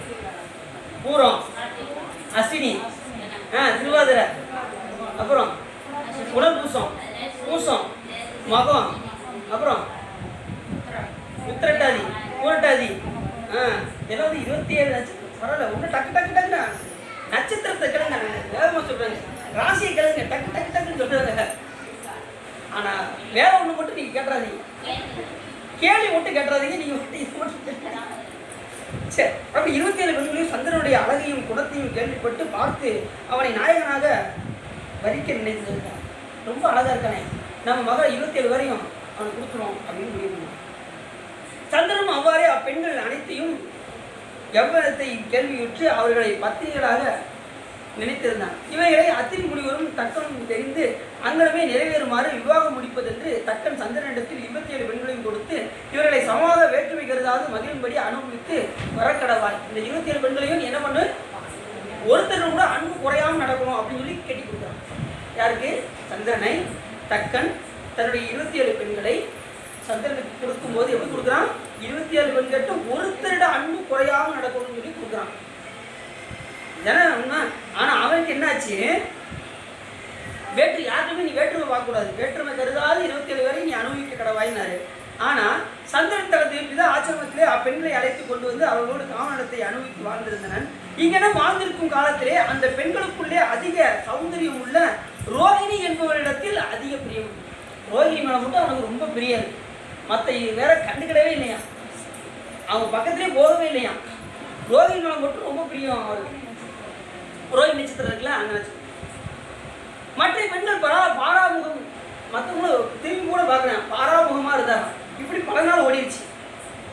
பெண்கள் 26 பேரும், இந்த ஒருத்தி தவிர மற்ற 26 பேரும் நெடுநாள் கண்டு சகியாமல் மனம் வாடி நொந்து பிதாவாகிய தக்கரிடத்திலே வந்து சொல்லி அழுது கவலை விட்டார்கள். தன்னுடைய அப்பாட்ட வந்து, இப்படி எங்க பக்கத்துல கூட வர மாட்டேங்காருங்க, என்னங்க நீங்க கட்டி கொடுத்தீங்க அப்படின்னு என்ன பண்ணாங்க? நல்லா கட்டி கொடுத்தீங்க. அவங்க அப்பா வந்து நல்லா கட்டி கொடுத்தீங்க, இவ்வளவு பார்க்க கூட மாட்டேங்காருங்கப்பா அப்படின்னு சொல்லி அப்பாட்ட போய் என்ன செய்றாரு? அவங்க போய் அழுது முறையிட்டாரு. உடனே இவருக்கு கோபம் பயங்கரம் வந்துருச்சு. யாருக்கு? என்னங்க ஒரு நல்லவனுக்கு கட்டி கொடுக்க இப்படியாக வந்து எனக்கு கட்டி கொடுப்பீங்க அப்படியே அழுகுறாங்க. இந்த அப்பாட்ட வந்து டக்குன்னு அவர்களை கண்ணீர் துடைத்து சந்திரனுடைய சராசரத்தை அவர்களை தீவிரமாக விசாரித்து அவனை மருகன் என்று நினையாது அவனை மருமகன் கூட நினைக்காம என்ன பண்ணாராம்? நீ ஷயரோகம் அடைய கடவாய் என்று சபித்தான். உடனே என்ன வந்து நீ வந்து தேயக்கடைவாய் என்று என்ன பண்ணா சபிக்க ஆரம்பிச்சிட்டான். முழு நிலவானது அந்த சந்திரன் என்ன ஆயிடுச்சு? சிறிது சிறிதாக அப்படியே தேய்ந்து கொண்டே. அதுதான் சய நோய் பேர். அவருக்கு என்ன நோய்? சய நோய் என்று பேர். தேய்வதற்கு பேர் சய நோய் என்று பேர். அதனால அந்த இதுக்கு சந்திரன் சய நோய் தீர்க்கப்படணும்னே பேர், அத்தியாயம்னே பேர். அப்படி ஒவ்வொரு கடைகளாக அப்படியே தேய்ந்து கொண்டே வந்தது சந்திரன். அப்படி வரும்போது சரீரம் சிறிது சிறிதாக குறைவிடந்து தளர்ந்து அஞ்சல் என்று சொல்வாரும் என்று கைலாயமையை வந்தடைந்து பரமேஸ்வருடைய பாதார விந்தத்திலே தாழ்ந்தெழுந்து தனக்கு வந்த துன்பத்தை தீர்த்து அருள வேண்டும் என்று சுவாமி என்று வணங்கி தோத்திரம் செய்து நின்றார். உடனே கடைசி 3 கலையானது அந்த 3ஆம் முறை இருக்கு பாருங்க. நீங்க எப்பயுமே 3ஆம் முறை காலில் இருக்கும் பார்த்தீங்களா, அந்த நேரத்தில் இவருக்கு என்ன வந்துருச்சு? யுக்தி வந்துருச்சு. சிவபெருமானை தவிர வேறு யாரும் நம்மளை காப்பாற்ற முடியாதுன்னு சொல்லி என்ன பண்ணா, நேர பாதார விந்தமாகிய கைலாயமலையை அடைந்து சிவபெருமான பாதார விந்தத்தை பாதத்தின் மேல் விழுந்து என்ன செஞ்சா? தோத்திரம் செய்தான்.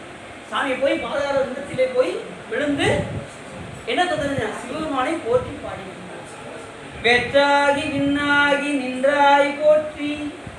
நாம் அப்படிதான் பாடணும். சிவபெருமான் எப்படி பாடணும்?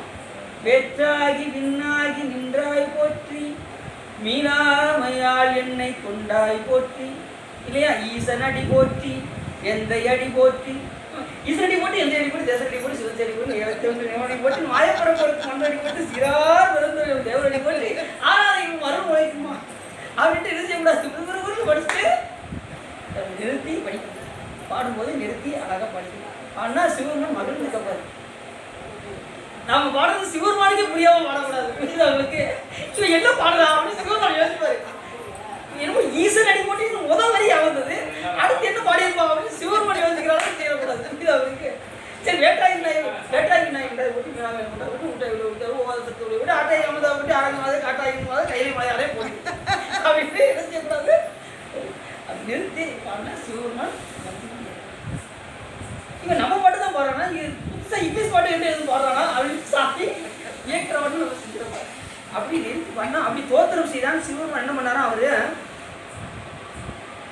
கைலாயமலை வந்தடைந்து சாமியுடைய பாதார விந்தத்தில் அடைந்தால் வணங்கினா உடனே கருணாநிதியாகிய சிவபெருமான் சந்திரன் உடன் தோய்ந்து ஒழுங்கி மழுங்கி இருப்பதை கடைக்கணித்து சந்திரனே தென் திசையிலே புதுவை தலம் ஒன்று இருக்கின்றது. அவன் எங்க வந்து இதுவரைக்கும் எத்தனையோ புராணத்தை படிச்சிருப்பான். அவருடைய நோய் எங்க நீங்குது? நம்ம வைத்தியநாத சாமி தான் அவருடைய நோயை நீக்கிறாரு. எந்த புராணத்திலுமே இது கிடையாது. அவர் வந்து சாபம் நீங்கிறது தான் வருதே ஒழிய அவர் எந்த தளத்தில் போய் வழிபாடு செஞ்சு அவருடைய சாபம் நீங்குறதுன்னு பார்த்தா அது நம்ம தளத்தில் வந்து தான் என்ன பண்ணியிருக்காரு? அவரோட நோய் நீங்கிருக்கு. உடனே புதுவை தலம் ஒன்று இருக்கின்றது. பூவுலகத்திலே துர்வாசன் அகத்தியன் முதலியவர்களாலே பூசிக்கப்பட்டது. அங்கே சென்று நம்மை நீ பூசிப்பாயாக என்று உன்னை லித்தகைய ரோகம் உன்னை விட்டு அந்த அந்த நோய் வந்து என்னையும் உன்னை விட்டு நீங்கும் என்று சொல்லி விடை கொடுத்தார். விடைபெற்று சென்று சந்திரன் அநேக சிவத்தலங்களை வழிபாடு செய்து வணங்கி புதுவையை வந்து அடைந்தார். எல்லா தலங்களையும் வந்து தரிசனம் பண்ணிட்டே வந்து கடைசி நம்முடைய புதுவை தலத்தை வந்து அடைந்தார். புதுவை தலம்னா என்ன தலம்? நம்ம மடவாளம் என்னும் வைத்தியநாத சாமி வந்து அடைந்தார். வைத்தியலிங்கத்தை திரிகால முறைப்படி மந்திர மலர்கள் சாத்தி அர்ச்சனை செய்து தோத்திரம் செய்து அடியுடைய வியாதியை தீர்த்தருள வேண்டும் என்று இருப்ப அங்கே சிவபெருமான் கருணை கூர்ந்து இடபாரூராக எழுந்துட்டார். பார்வதி பதையே சாமி இடபாரூராக சிவபெருமான் அவருக்கு காட்சி அளித்தார். அப்படி தரிசனம் தந்து சந்திரனே உன்னுடைய நோயை நீக்கினோம், நீ வருந்தாதே என்று சொல்லி தக்கனை வரவழைத்து சந்திரன் உனக்கு மருமகனாதற்கு அன்பு செய்ய வேண்டும் என்று கட்டளையிட்டு சந்திரனே இனி நீ எல்லா பெண்களையும் பேதமில்லாமல் கலந்து வாழ கடவாய் என்று சிவபெருமான் அவருக்கு கட்டளையிட்டு நீ எப்பயும் போல நீ எல்லா பெண்களோடுமே நீ சந்தோஷமாக இருப்பா அப்படின்னு சொல்லி சாமி அவருக்கு கட்டளையிடுகிறார். மறுபடியும் அவருடைய சயநோயை சாமி அவர்களை தீர்த்தருள்கின்ற ஒரு தலம் எது அப்படின்னா நம்மளுடைய இங்கே வந்து பூசிச்சதுக்கு அப்புறம் தான் அவர் அந்த கடையில் ஒன்றொன்றா செய்வதெல்லாம் குறைந்து மறுபடியும் சாமி என்ன பண்றாரு அடுத்தது சொல்றாரு பாருங்க, உன்னுடைய சரீரம் இரண்டு பக்கத்திலும் ஒடுக்கமும் விருத்தியும் நீங்காது மாறி மாறி வரும் அப்படின்னு சாமி நம்ம வைத்தியநாத சாமி தான் சொல்றாரு. இந்த ஒரு செய்தியை யார் சொல்றா? உனக்கு ஒடுங்கவும் விருத்தியாகவும் எங்க இருக்குன்னு இங்க வந்து வழிபாடு செஞ்சதுக்கு அப்புறம் தான் அவருக்கு அந்த இதே கிடைக்குது. வளர்வதும் தேய்வதும் எங்க வந்து வழிபாடு பண்ணதும் கிடைக்கு நம்ம திருத்தலத்துல வந்ததுக்கு அப்புறம் தான் அது. அப்ப அப்படிப்பட்ட கருணாமூர்த்தி நாம வழிபாடு பண்ணா செய்ய மாட்டாரா? கண்டிப்பா செய்வோம். எல்லா விதமான அருளும் சிவபெருமான் செய்வார். அப்படி விருத்தியும் ஒடுக்கமும் விருத்தியும் நீங்காது மாறி மாறி வரும். அவருடைய ஏன்னா சிவபெருமான் வந்து ஒரு வரம் கொடுத்தாருன்னா அது கண்டிப்பா நடக்கும். ஏற்கனவே தச்சனுக்கு வரம் கொடுத்துருக்காரு. அவர் சொன்ன சாபத்துக்கு இணங்க தேய்வதும் சிவபெருமான் அருள் கொடுத்து அவரை வளர்ச்சி செய்வதும் இப்படி ரெண்டும் மாறி மாறி வந்து கொண்டு அதை தான் நம்ம என்ன செய்யறோம், பௌர்ணமி அமாவாசை என்று இரண்டு வகையாக நம்ம கொண்டாடுகிறோம். அப்படி இருக்கும் இவ்வன்றையும் பிரம்மனும் அறியப்படாத நம்முடைய சிரத்தின் மேல் உன்னை வைத்து கடைசி என்ன பண்ணாரா, சிரத்து மேல கொண்டு போய் அவரை வச்சிட்டார். சந்திரன் உழவு முடியாம இருந்தாராம். சந்திரன் என்ன பண்ணாரா, என்னை போயிட்டு நோய் தாக்குதே என்னை போட்டு தேய்ச்சி எடுத்தானே அப்படின்னு சொல்லி சந்திரன் கப்பலை பட்டுக்கிட்டு இருக்கிற நேரத்தில் எங்கேயும் உழவு முடியாத நேரத்தில் சாமி அவரை கொண்டு போய் நீ வாட்டி சந்தோஷமா உழாவு அப்படின்னு சொல்லி சாமி சந்திரனை கொண்டு போய் என்ன பண்ணாரா, நிலவு உலாவிய நீர்வழி வேணியன் அப்படி உலா விட்டானா சிவபெருமான் வந்து. எவ்வளோ பெரிய கருணாமூர்த்தி பாருங்க சாமி. நீ கவலைப்படாத சந்திரா, நீ கவலையும் கூடாது, நான் என்ன செய்ய போறேன் பாரு அப்படின்னு சிரசில் சூட்டி வச்சு என்ன செய்யலாம், நிலவு உலாவிய உழவு முடியாது இருந்த அந்த சந்திரனை உலாவுபடி செய்த பெருமான் நம்ம வந்து வைத்தியநாத சாமி. இவ்வளோ பெரிய கருணை பாருங்க, எந்த நூல்களையும் இல்லை. நம்ம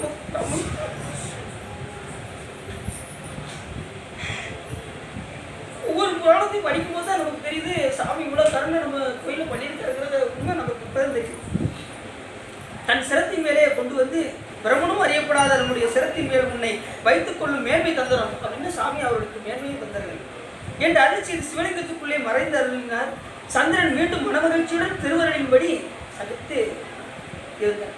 அதுக்கப்புறம் சாமி வழிபாடு செய்து சந்தோஷமாக இருந்தான்னு சொல்லி இந்த புராணம் சந்திரன் சயநோய் தீர்த்த அத்தியாயம் என்று இதுவரைக்கும் இல்லாத ஒரு தனிச்சிறப்பு நம்ம வைத்தியநாத சாமி இவ்வளவு கருணை படியிருந்தாருங்கிறது நமக்கு இப்போதான் சாமியுடைய மிகப்பெரும் கருணையினாலே இதுகாரம் உள்ளம் நிறைந்து முகை சிறந்து இந்த புதுவை தல புராணத்தை கேட்டதினால் உங்களுடைய வல்வினை கரைந்து கூறிய முறை என்று சொல்லி திருக்குறள் பாடி அடியின் உரையை சித்தமும் ஆறுமுகம் ஆறுமுகம் ஆறுமுகம் ஆறுமுகம் ஆறுமுகம் ஆறுமுகம் ஆதமணி மாதவர்கள் பாதமலர் சூடும் அடியார்கள் பதமே துணையதென்று நாளும் ஏறுமயில் வாகன புகாசரவனாயனது ஈசன்யன மானமுயர்கின்றோம் ஏழைகள் வியாது புலையேதவியன வினாவில் உனையேவர் புகழ்வார் மறையும் என் சொல்லாதோ நீருபடு மாலை ஒரு மேனியவ வேலடி நீலமயிலாக உமை தந்த நீசகட மோடனது தீவினை எல்லாம் அடிய நீடுதனிவே விடுமடங்கள் வேளா சீறி வரும் மாறவும் ஆவி உண்ணும் மானை முக தேவதுணை வாசிகளே அண்ட சேருமலகார் பழனி வாழ்குமரனே பிரம தேவர் வரதா முருகா தம்பிரானே ஆறுமுகம் ஆறுமுகம் ஆறுமுகம் ஆறுமுகம் ஆறுமுகம் ஆறுமுகம் என்று